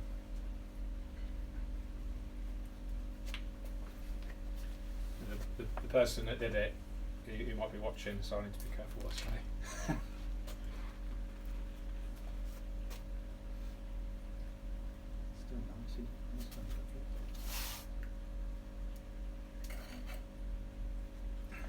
So once we've set this up, we'll obviously fill it with water nice and slowly to hopefully prevent any cloudy water. We'll fit the filter, we'll fit the CO2 kit, we'll dose a dose of liquid fertiliser, and then ideally this needs water changes tomorrow. So Dave's going to have to come in on his day off. Saturday. He probably won't, he'll probably be lazy and come in on Monday and do it, won't you? I'll tell you something different. Yeah. I did it on Saturday. Yeah. I'll give you the keys, George. I'll do it, mate. Me and Florence will come and do it, no dramas. So yeah, ideally you need to be doing a 50% water change, at least 50% every day for the first week, every other day for the second week, every third day for the third week, and then once you get to 4 weeks you can change 50% once a week. And that's pretty much the standard water change system I use personally. You might have heard different, and you might experience good results doing differently, but that's, for me, it's a pretty much guaranteed way to avoid algae in the initial weeks of a setup, which is when algae is most likely to occur. I'll swap you. Cheers, mate.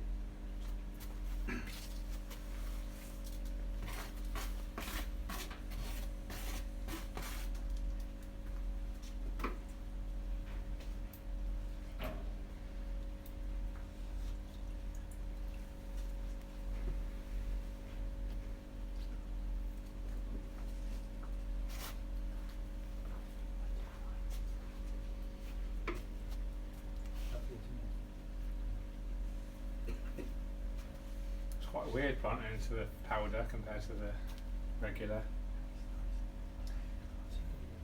Kind of leaves a bit of a divot every time you see what I mean? Yeah.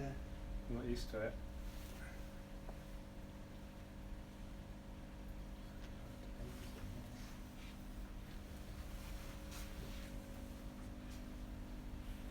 It's interesting that, but obviously when the water's in there, It'll hopefully. it'll, Yeah, and hopefully we won't get too many floaters.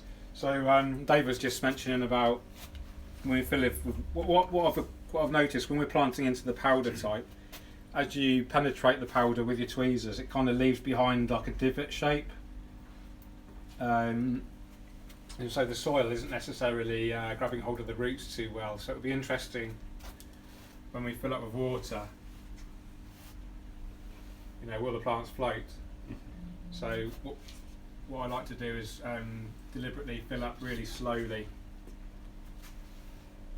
and that will hopefully help avoid any floaters.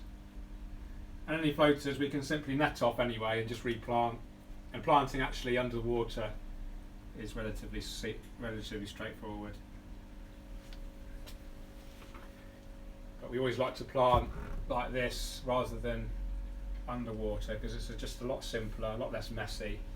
You're not going to get any cloudy water doing it this way, hopefully. Oop.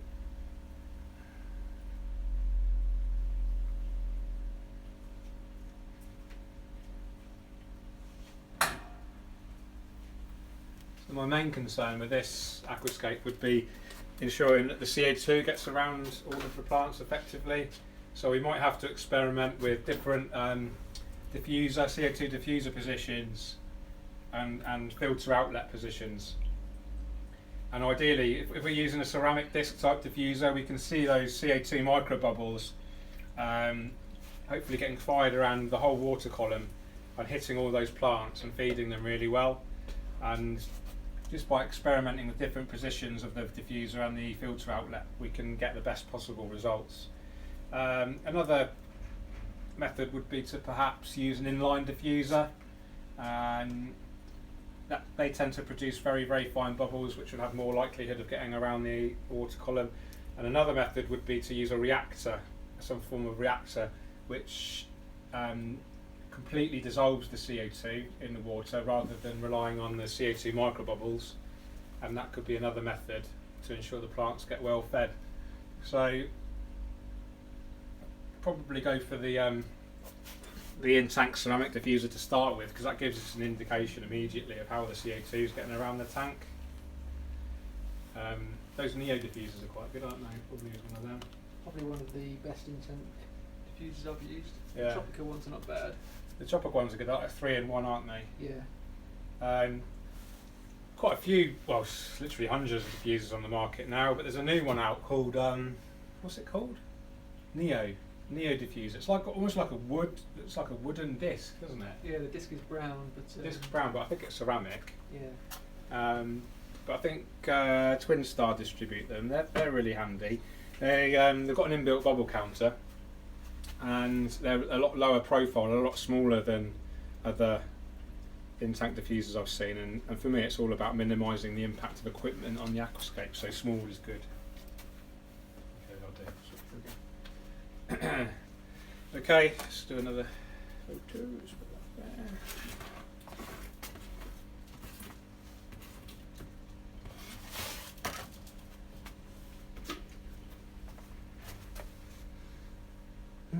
Not bad.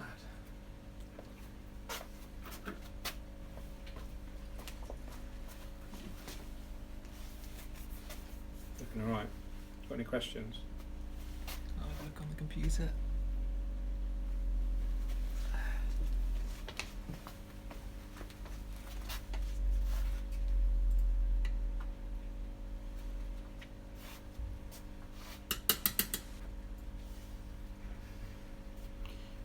Would you expect an inline to distribute the CO2 better though?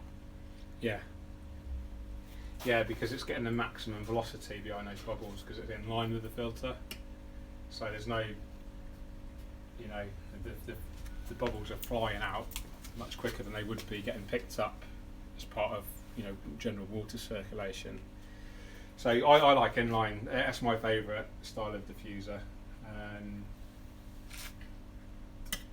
But they're not, you know, they have their disadvantages. They restrict the flow because of the nature of it being in line. You know, you're cutting that hose, you're putting something, and it's reducing that diameter slightly. So the water's got to slow down to get through that smaller hole, if you like. So, you know, they're not without their disadvantage. But generally speaking, in terms of CO2 diffusion, they're probably the best I've experienced. That's what I use pretty much all the time at home. My first ever diffuser was a ladder style. I don't know if you've seen them. So Yeah. the bubble appears at the bottom of the and it Dissolves. cascades like an inverted cascade, and the bubble gets smaller as it works its way up a ladder. They're quite cool to watch, actually, quite therapeutic. Yeah. I mean, I chose inline just to get the equipment out of the tank. Yeah. Yeah, it's an interesting one with equipment because, you know, like you, I like to not see any equipment if I can, but some people actually like to see, you know, a diffuser in a tank. They like to see those bubbles being produced.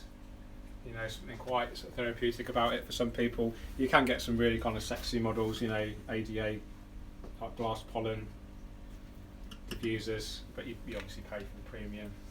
But you can get cheap glass diffusers as well. But it's a bit of a hit and miss with the cheaper products. Some discs will produce a really fine mist, others will be terrible. They'll just produce a mist from a tiny portion of the plate. You know, you don't necessarily get, if you pay more, you don't necessarily get a particularly good product. Sometimes I've seen very expensive glass diffusers, and the CO2 is only coming out from about a third of the plate. So that says to me that it's not very efficient. You know, those bubbles are going to be bigger than they would be being emitted through that whole plate. You know what I mean? So, but inline, yeah, inline's my favourite.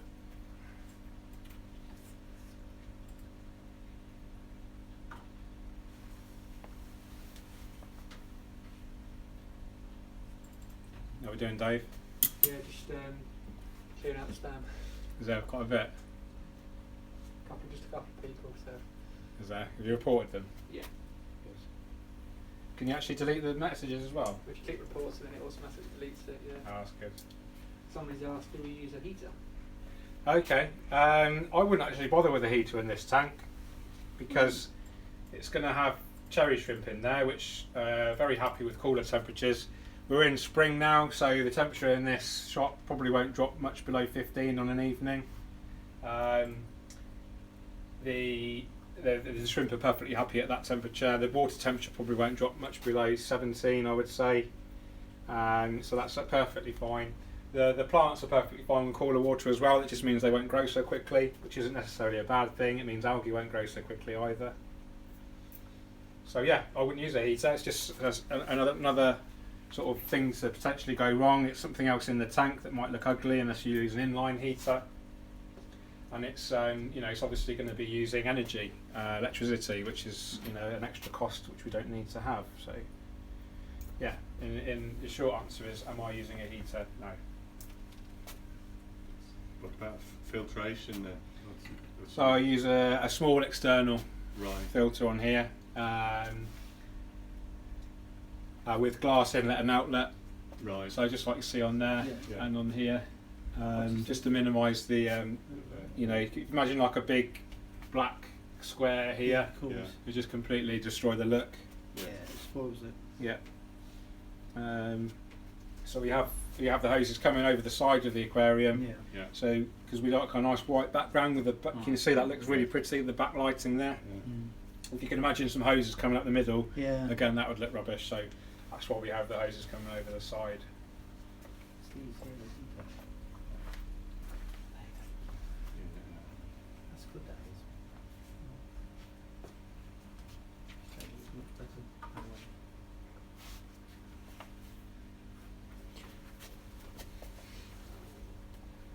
So you don't use the heater in the winter then, would you? Yeah. Yeah. Or if I was keeping tropical fish, Yes. Yeah. obviously, like I said earlier, the welfare of the livestock is paramount, and everything should follow on from that, really. You're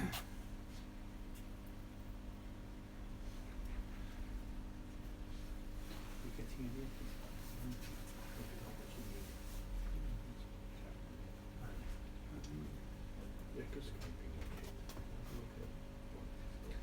Also, Yeah. just what you Yeah, yeah.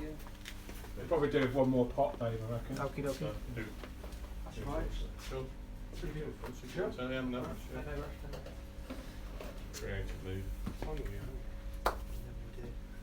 Time's it? Any got time? 2:15. Any questions, guys, while we're...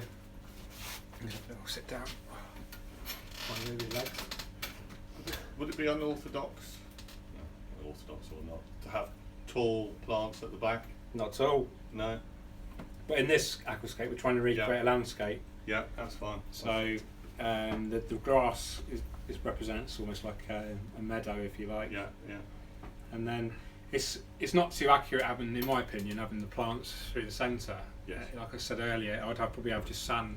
Yes. But we want to create a large plant biomass to help fight off algae. So it should look pretty still once it grows in, just not give you the full impression of a canyon.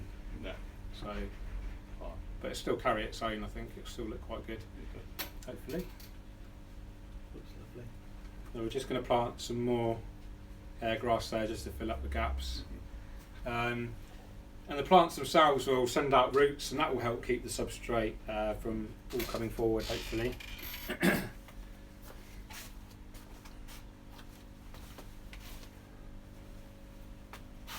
Have you just got the one light, Dave, for these? Yeah, I've got one left here.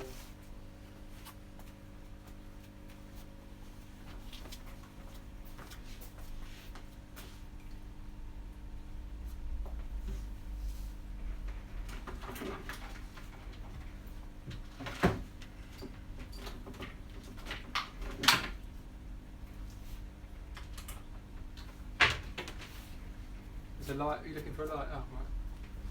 There's one under 600 underneath the cabinet. That's all right, I've got this one now.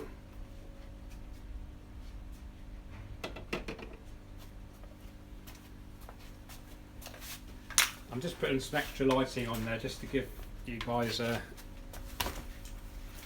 better view, hopefully.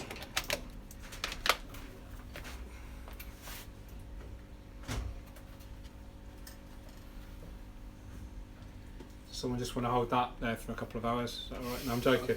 Oh, right. Sorry, I thought you said for a few seconds. Yeah. I don't mind.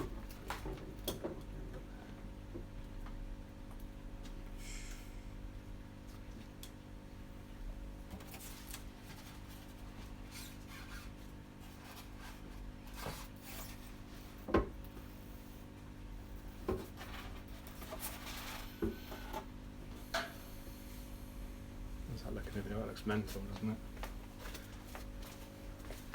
too bright in the back, isn't it now?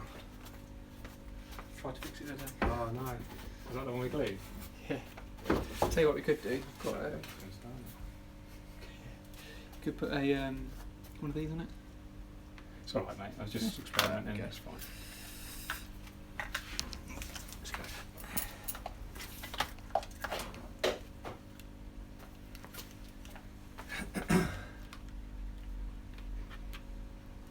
Another slab of hair grass. Yeah, it's a bit more hair grass.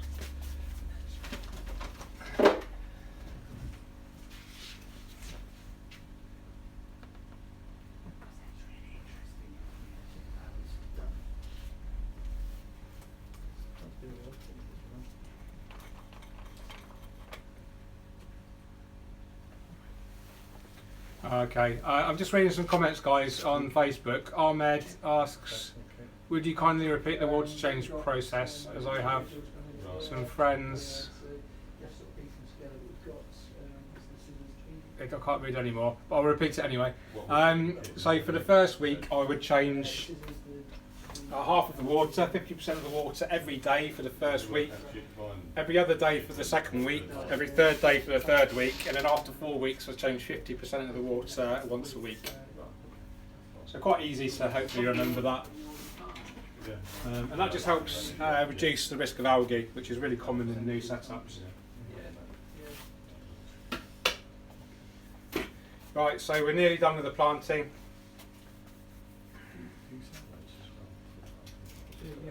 Back. You probably need a smaller one, I've only got the big one at the minute. Right, well, I'll check what the diameter is. I'll see if I can get the other ones. Yeah, 17 millimetres, I don't know. Actually, it's 16, 12 actually.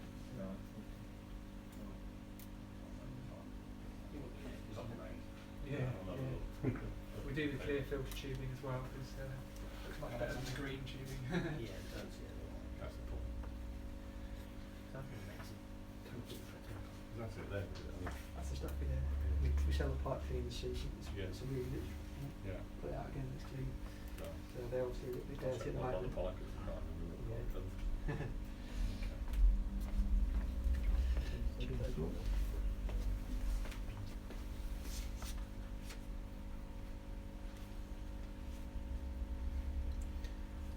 Any more reports to do?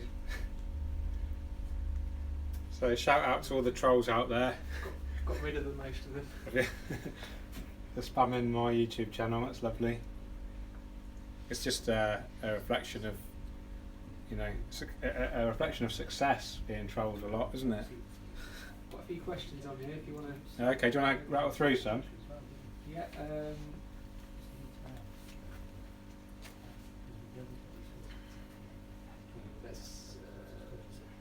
Are liquid fertilisers suitable having with shrimp? Yes. Easy one. It's a good question. I get asked it a lot. A lot of people are really scared of liquid fertilisers and shrimp, mainly because they see that one of the micronutrients is copper, but it's in such a small quantity. And actually, shrimp do need a tiny quantity of copper. I think it helps them molt their exoskeleton. So the levels that we're dealing with, all of the nutrients are perfectly fine for shrimp. A good question here. Who is the guy who keeps walking around the back? That's a customer, I think. Yeah, hopefully he's going to spend some money. Yeah. Definitely So going to spend some money. We are live. We're in a shop and it's open as usual. So yeah, you can expect people walking around. That's all part of the being in the shop.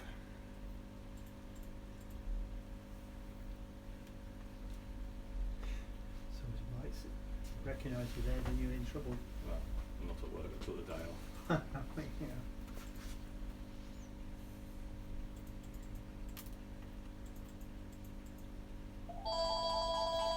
Yeah, just to prove we're live. There's a phone ringing. I'm going to buy something. Good afternoon, Aquarium Gardens. Just seen your YouTube video. It's rubbish. Yes, Aquarium Gardens, how can I help? We're a plant specialist actually, so we're aquascaping specialists. We stock all the hardscaping plants and everything you need for plant aquariums. Oh, right, sir. Thank you. Is that someone wanting RO water again?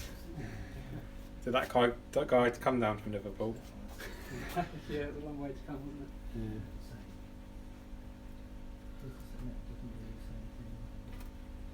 And another question. Okay. How much do you use the golden rule of thirds in your aquascape? Well, the rule of thirds and the golden ratio are different. I use them more instinctively than by on purpose, if you like. So if I use them, it's because I believe that's just the most natural way to position a focal point. I'm a photographer as well, so and I use the rule of thirds quite a lot there, so it kind of just becomes instinctive to positioning things. So you'll notice hopefully the pathway here is probably offset here by about a third, and then the focal point here is across there by about a third. And that's no coincidence. That's just because I've done so many aquascapes. I didn't even think about where I was positioning it. It just kind of came naturally. But a beginner, it's a very good rule, very good guideline to use, rule of thirds for positioning focal points. So yeah, it's a good question. Any more? Yeah, there are. Do you like to mix plants? I can't find the question here, but I know what it is. Do you like to mix plants, or do you like to plant in groups? I'm a big fan of mixing plants, especially in foregrounds, so the textures will mesh and create a much more natural look. But that said, for sort of background plants, it's better to have groups. If you mix background textures, it tends to look a bit chaotic and unnatural. But foregrounds, you're used to seeing, fields, and in nature, in forests, you'll very rarely see a uniform texture of a carpeting plant. It's not like a mowed lawn in a forest. It's almost a chaotic mix, which is what I like to reflect in foreground planting in an aquascape. Cool. There's a question here on Facebook. Would you repeat the water change process? I did that earlier, yeah. Did that earlier, did you? So I'll just do it again because it is quite a good one. So every day for the first week, 50% water change. Every other day for the second week. Every third day for the third week, and then after 4 weeks, 50% water change once a month. We covered all the other questions at some point. Okay. Good. We're ready to top up with water now, and we're going to kind of cheat a little bit. We've got a plant holding facility just over here to the left, which you probably can't see. So we're literally going to pump the water from there into here. The water's up to temperature already. It's obviously dechlorinated. It's already got fertiliser and CO2 in there, and it's a well-maintained system, so it will contain beneficial bacteria already. So it's a really good idea just to get that straight into here. You can't really get much better water, to be honest. Much better than just straight out of the tap. Okay, so I'll get my special red colander, which some of you may have seen before. Had this ever since I started fish keeping, so I have an emotional attachment to it now. If I lost it, I was saying to Dave, if I lost it, I'd be absolutely gutted. I probably would start crying. Have you got a pump, Dave? Yeah. You don't need much. We're going to go straight from this tank, yeah? Yeah, unless you want to just do the bucket method, which makes it easier. What, from here? Are you doing going straight from there? Yeah, I'm just going to pump it straight from here into there, mate, yeah.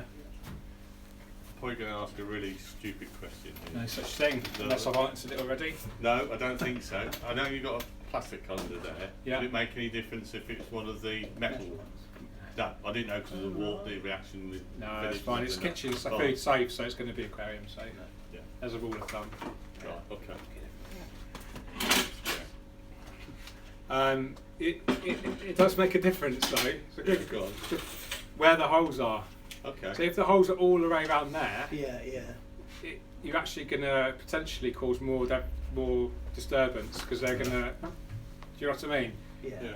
When you fill up with the holes towards the centre, it gives it a chance to fill up and then come out a bit slower. Yeah. You know what I mean? Which actually Yeah. is beneficial. And less height as well. So there is not all colanders are made equal, and this is the best one in the world. Yeah.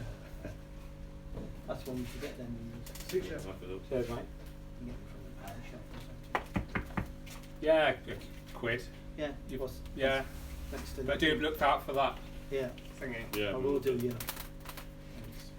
So, this is another photo, mate. I think as well. Do you want to Ready? just put that in there like that? Breathe in. Let me know when you're going to switch it on. You've got that hose clip under as well. Wait.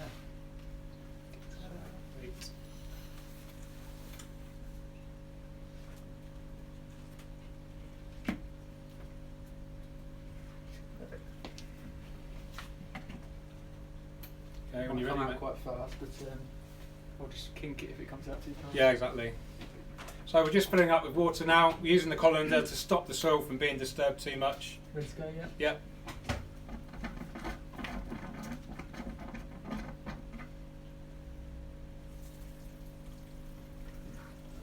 So I could just control the flow now by kinking the hose. Start off really slowly.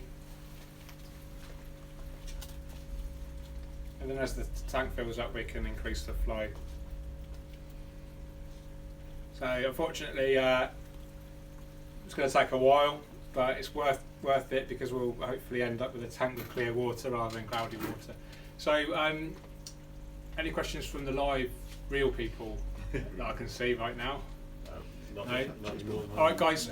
This is a really good opportunity to ask any questions you might have. So, Dave is going to check out the YouTube channel and the Facebook channels for any questions, and I'll be more than happy to do my best to answer anything for you. Question from YouTube. What do you use to dechlorinate tap water? I use Seachem Prime. Yeah. Just mentioning Seachem, do you think they're good from your experience? Yeah, Seachem are a reputable company. Yeah. There are a lot of other companies that are very good as well, but yeah, Seachem have got a very good reputation. They do a comprehensive range of fertilisers, but I prefer an all-in-one, Right. which contains everything. We talked about earlier. Yeah. You can get, there's several manufacturers that will produce liquid fertilisers for almost every nutrient, so you can tailor your own recipe if you like. I like to keep things simple. Yeah. And just add it all in one bottle, add a little bit too much, and then do the big water change, which makes sure everything's reset if you like. What about water purifiers? Are they worth having put into your system, water purifiers, to do the water? No. No. When you say water purifier, what are you... It clears the water and you can drink it as well to make it... Oh, you mean like a water softener? Yeah, yeah. No, definitely not. No, I wouldn't recommend them at all, because what they do is all they're doing is exchanging ions, so they're actually creating a lot of sodium Oh, right, yeah. instead of I think they changed magnesium or calcium or both to sodium ions, which is not particularly great for aquariums. Aquariums don't use sodium at all. Plants don't use sodium, so Thank you for that. that's all right. Yeah, and void of water. Just literally any tap water source. Well, no matter where you are, you can, in a healthy plant tank, you can pretty much use any tap water you want. No matter where, soft water, hard water. Yeah, no. I think a lot of people sell a lot of chemicals you don't really need, because we've had koi carp and we put so much stuff in, and the fish seem to die. Then we stop doing anything like that. Yeah, they'll take that one. Yeah, you can't beat a good water change in my experience, and as long as there's no real nasties in the water. Obviously dechlorinate, but that's all right. It's all I do. Just dechlorinate, add a good liquid fertiliser. There's some good bacterial products out there for kick-starting an aquarium, and they help, purify the water if you've got particular dramas. Do you want to put? Is it Paul? Yeah. Do you just want to pass us the Pure Aquarium bomb? This one? Yeah, that one or the other ones, fine, whichever. So this is quite a good product. You can add this to a brand new aquarium, and you can add fish straight away, even if it's not planted, like I said. Right, that's good. So actually, what you advised to do is add the fish first, then add this, because this feeds on the bacteria, the waste that the fish produce. Oh, brilliant. So this is good for new tanks. if you're a little bit wary about using your plants to sort out fish waste. I should take one of those for myself then, in my tank. Yeah, well, if you use the Pure Aquarium bomb. Yeah. In fact, you only got a 60 litre, haven't you? So yeah, I haven't got it yet, but I'm getting it in a week's time. Yeah. You just read the instructions, see what size tank it's suitable for. It'll be a 60 litre. Yeah, I think that might be up to 200 litres. That one. That's a better one. Yeah. But add the livestock first. Yeah. And then add that after. Oh, brilliant. Because it needs the fish waste to feed on. Of course, yeah. Yeah. For the bacteria to multiply. I'll start with a few questions. What are your thoughts on overhang, shadowing, and the use of vertical space in your tank? Yeah, that's a good question. You asked that? CJ's Aquarium. Okay, that's a great question. Is that YouTube? It's YouTube. Yeah. So can you just repeat it? The use of what are your thoughts on overhangs, shadowing, and the use of vertical space in your tank? That's the first time I've ever really thought about it, so that's a really good question. Overhangs look really dramatic because they create shade automatically, but obviously the downside to that is you're limiting light for the plants. So in terms of aquascaping, the use of light and shade is really important. So it's something else that people don't really think about. That's more for advanced aquascapers, that have figured out how to grow plants, vertical spacing, I'm not sure what he exactly means by vertical spacing. Maybe we'll get a reply in a minute. Yeah, if you're watching, what's the chap's name? CJ Aquarium. So CJ Aquarium, thanks for the question. If you can elaborate on what you mean by vertical spacing, that would be great. Imagine the shadow and overhang is really important for photography as well, isn't it? Yeah. So yeah, light and shade, essential for photography. A lot of people assume the more light the better in photography to illuminate the whole tank, to fill in the dark areas with flash perhaps, or super strong lighting. But actually a little bit of darkness adds contrast to the light, and actually that's a really important part of the composition. Okay, hi George. What filter media are you going to use for this tank?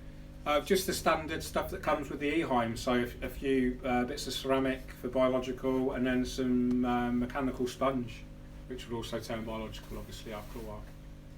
But filter media, in my opinion, in a healthy planted tank, biological filtration it's important, but it's not as important as people might make out, because the plants are doing so much of the water purification.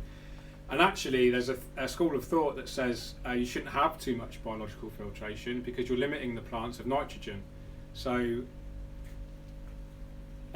plants prefer ammonium over nitrate, so if some plant fertilisers add ammonium, have ammonium nitrate as their nitrogen source.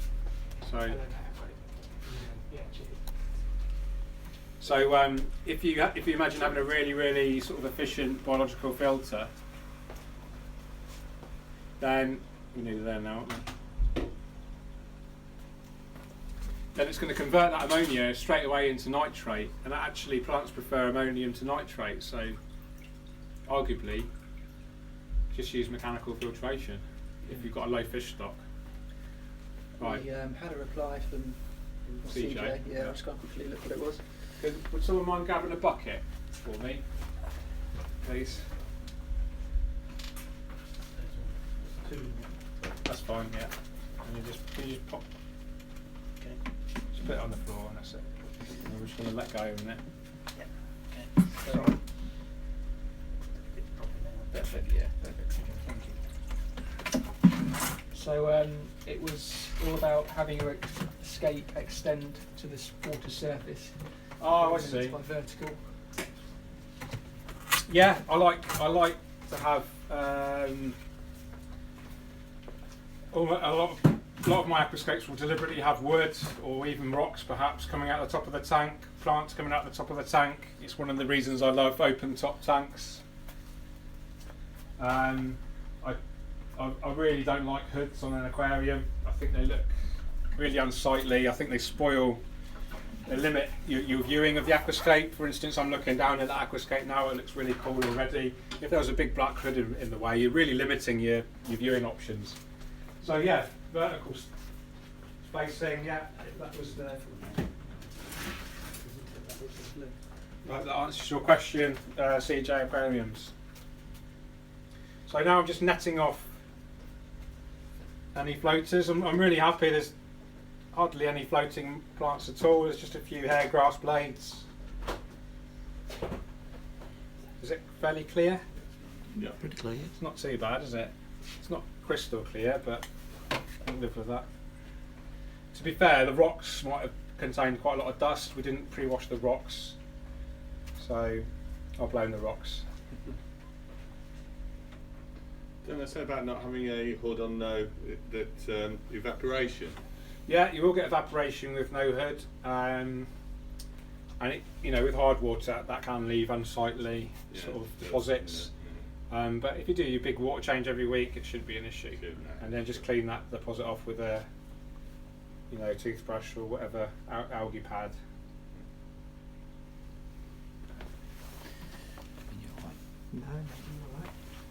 We'll be able to watch this tonight on YouTube, will we? Yeah, definitely. So if you because I won't remember half of it. have you got a YouTube account?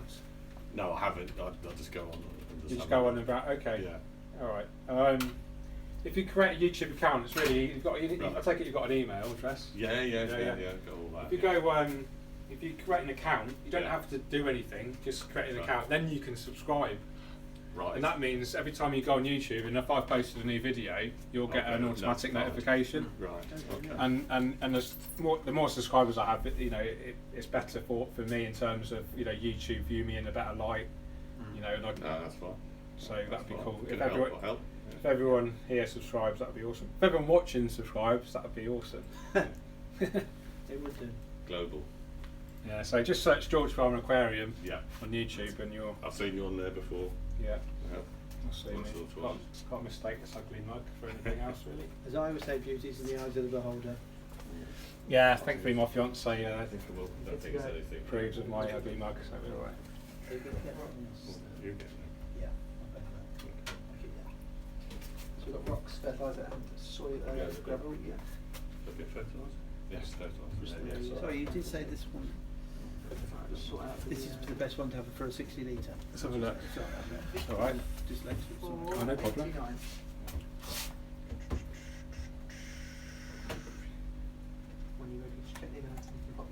Yeah, that's probably too big for you. What I'd do is get one of these, and you can add a few balls at a time. Oh, the So they're like clear. They're really cool, actually. Oh, So it's alright. Oh yeah, they're awesome. Yeah, and it's just loads of bacteria in there that will munch through any fish waste and colonise the filter. Which of those in about? It tells. Oh, Of course, they tell me. it will tell you, but let me just read for you. 10 balls per 100 litres, so you need 6 balls. Oh right, fine. So that will last. And then what you can do is add a couple with every water change. Yeah, that's brilliant. That's fantastic. Okay, mate. I won't let him pay for it. So I'll Yeah, you pay can for it. pay. Oh, right, you've gone some. I get paid for these myself, word. if I may, please. Of course. On here. I would let him do it. He's like being a bit Right, let's just check the price on this. Sorry. 116 minutes. God, it's nearly 2.5 hours, isn't it? $8.99. So say I sort of put about 10 in the filter, some 10.50, Yeah. maybe more if it's a bigger filter. It's only a 60 litre one, I'm guessing. So once a month, just put a few more in. Cash, no problem. Okay. Do I get a discount for that? Not an £8. Unfortunately not. Old money. You give me half a p 800 extra, might but be. it's no good, is it? Anymore. Cash is worse, isn't it? Because you have Yeah, to this pay day to and process age. it. Yeah. Thank you very much. Have you got a charity box? Or Yeah, that's me. But maybe Just Yeah. give that you to. can have that anyway. It's not a lot, so Yeah, Sure. your till adds up then. Yeah, that's true. Right. We're going to shoot. All right. Well, thanks for coming. Good No, to see you. Nice to meet you. Yeah, no, you're Thank you for your there. help. Yeah, you're welcome. And, Yeah. have a look. Look me up on YouTube. Yeah. Oh, no problem at all. Good luck with everything. Hand out Very much. quite a few heavy things. Thank you.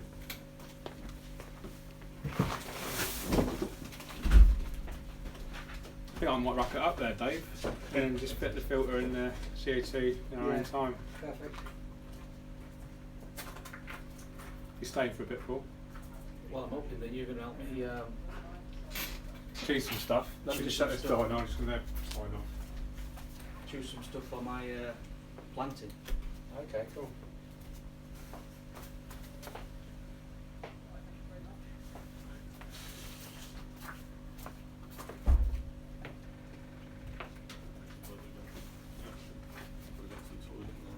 Yeah.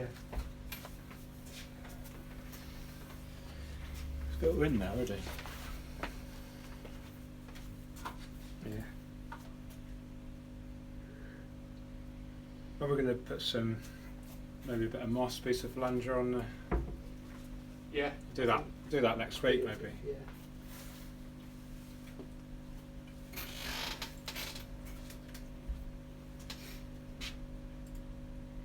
A little bit cloudy. I was hoping it would be crystal clear, but it's not too bad. I'll be pleased I've got that fast track to it.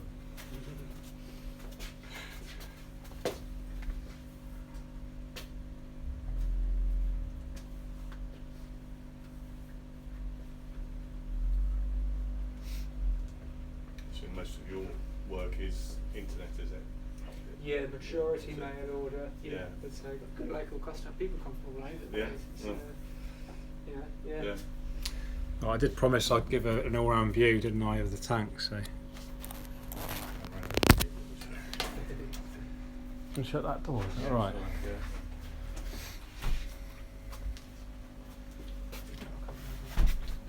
Funny old door. How you got it here? So this is kind of the effect I'm after. Hopefully you can kind of visualise what it'll look like in the long term. You've got the broader textures at the front of the plants and then the finer textures at the rear, and that creates this illusion. The tank is actually really deep.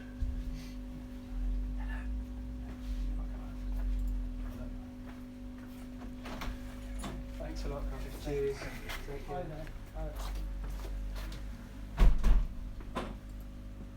There you go, you can see the hair grass there.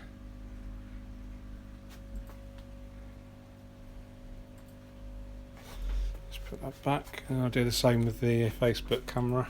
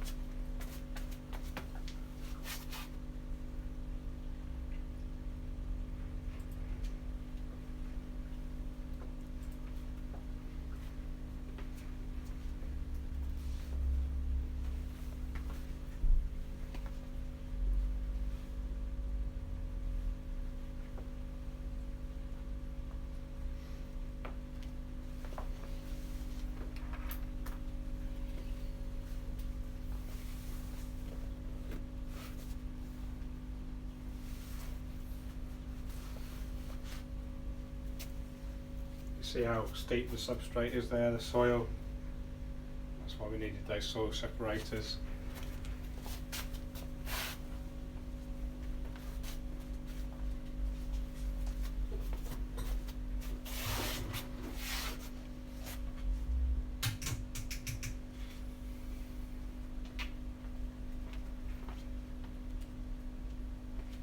And just as a little treat, I'm going to show you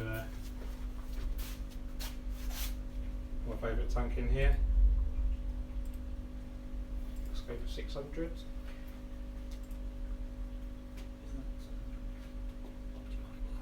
It is, yeah. It's Super white glass. It's really clear, even compared to. Yeah. I mean, the lighting's it's the iron in the glass, really low iron glass.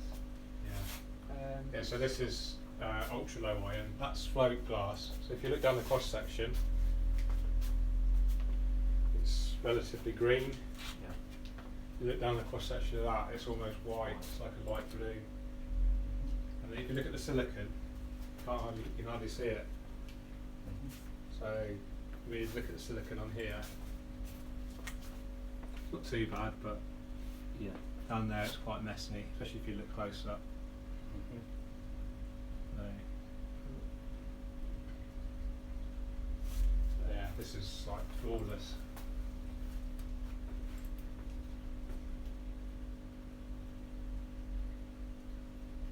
Cool. Okay, so I'm going to sign off there, I think.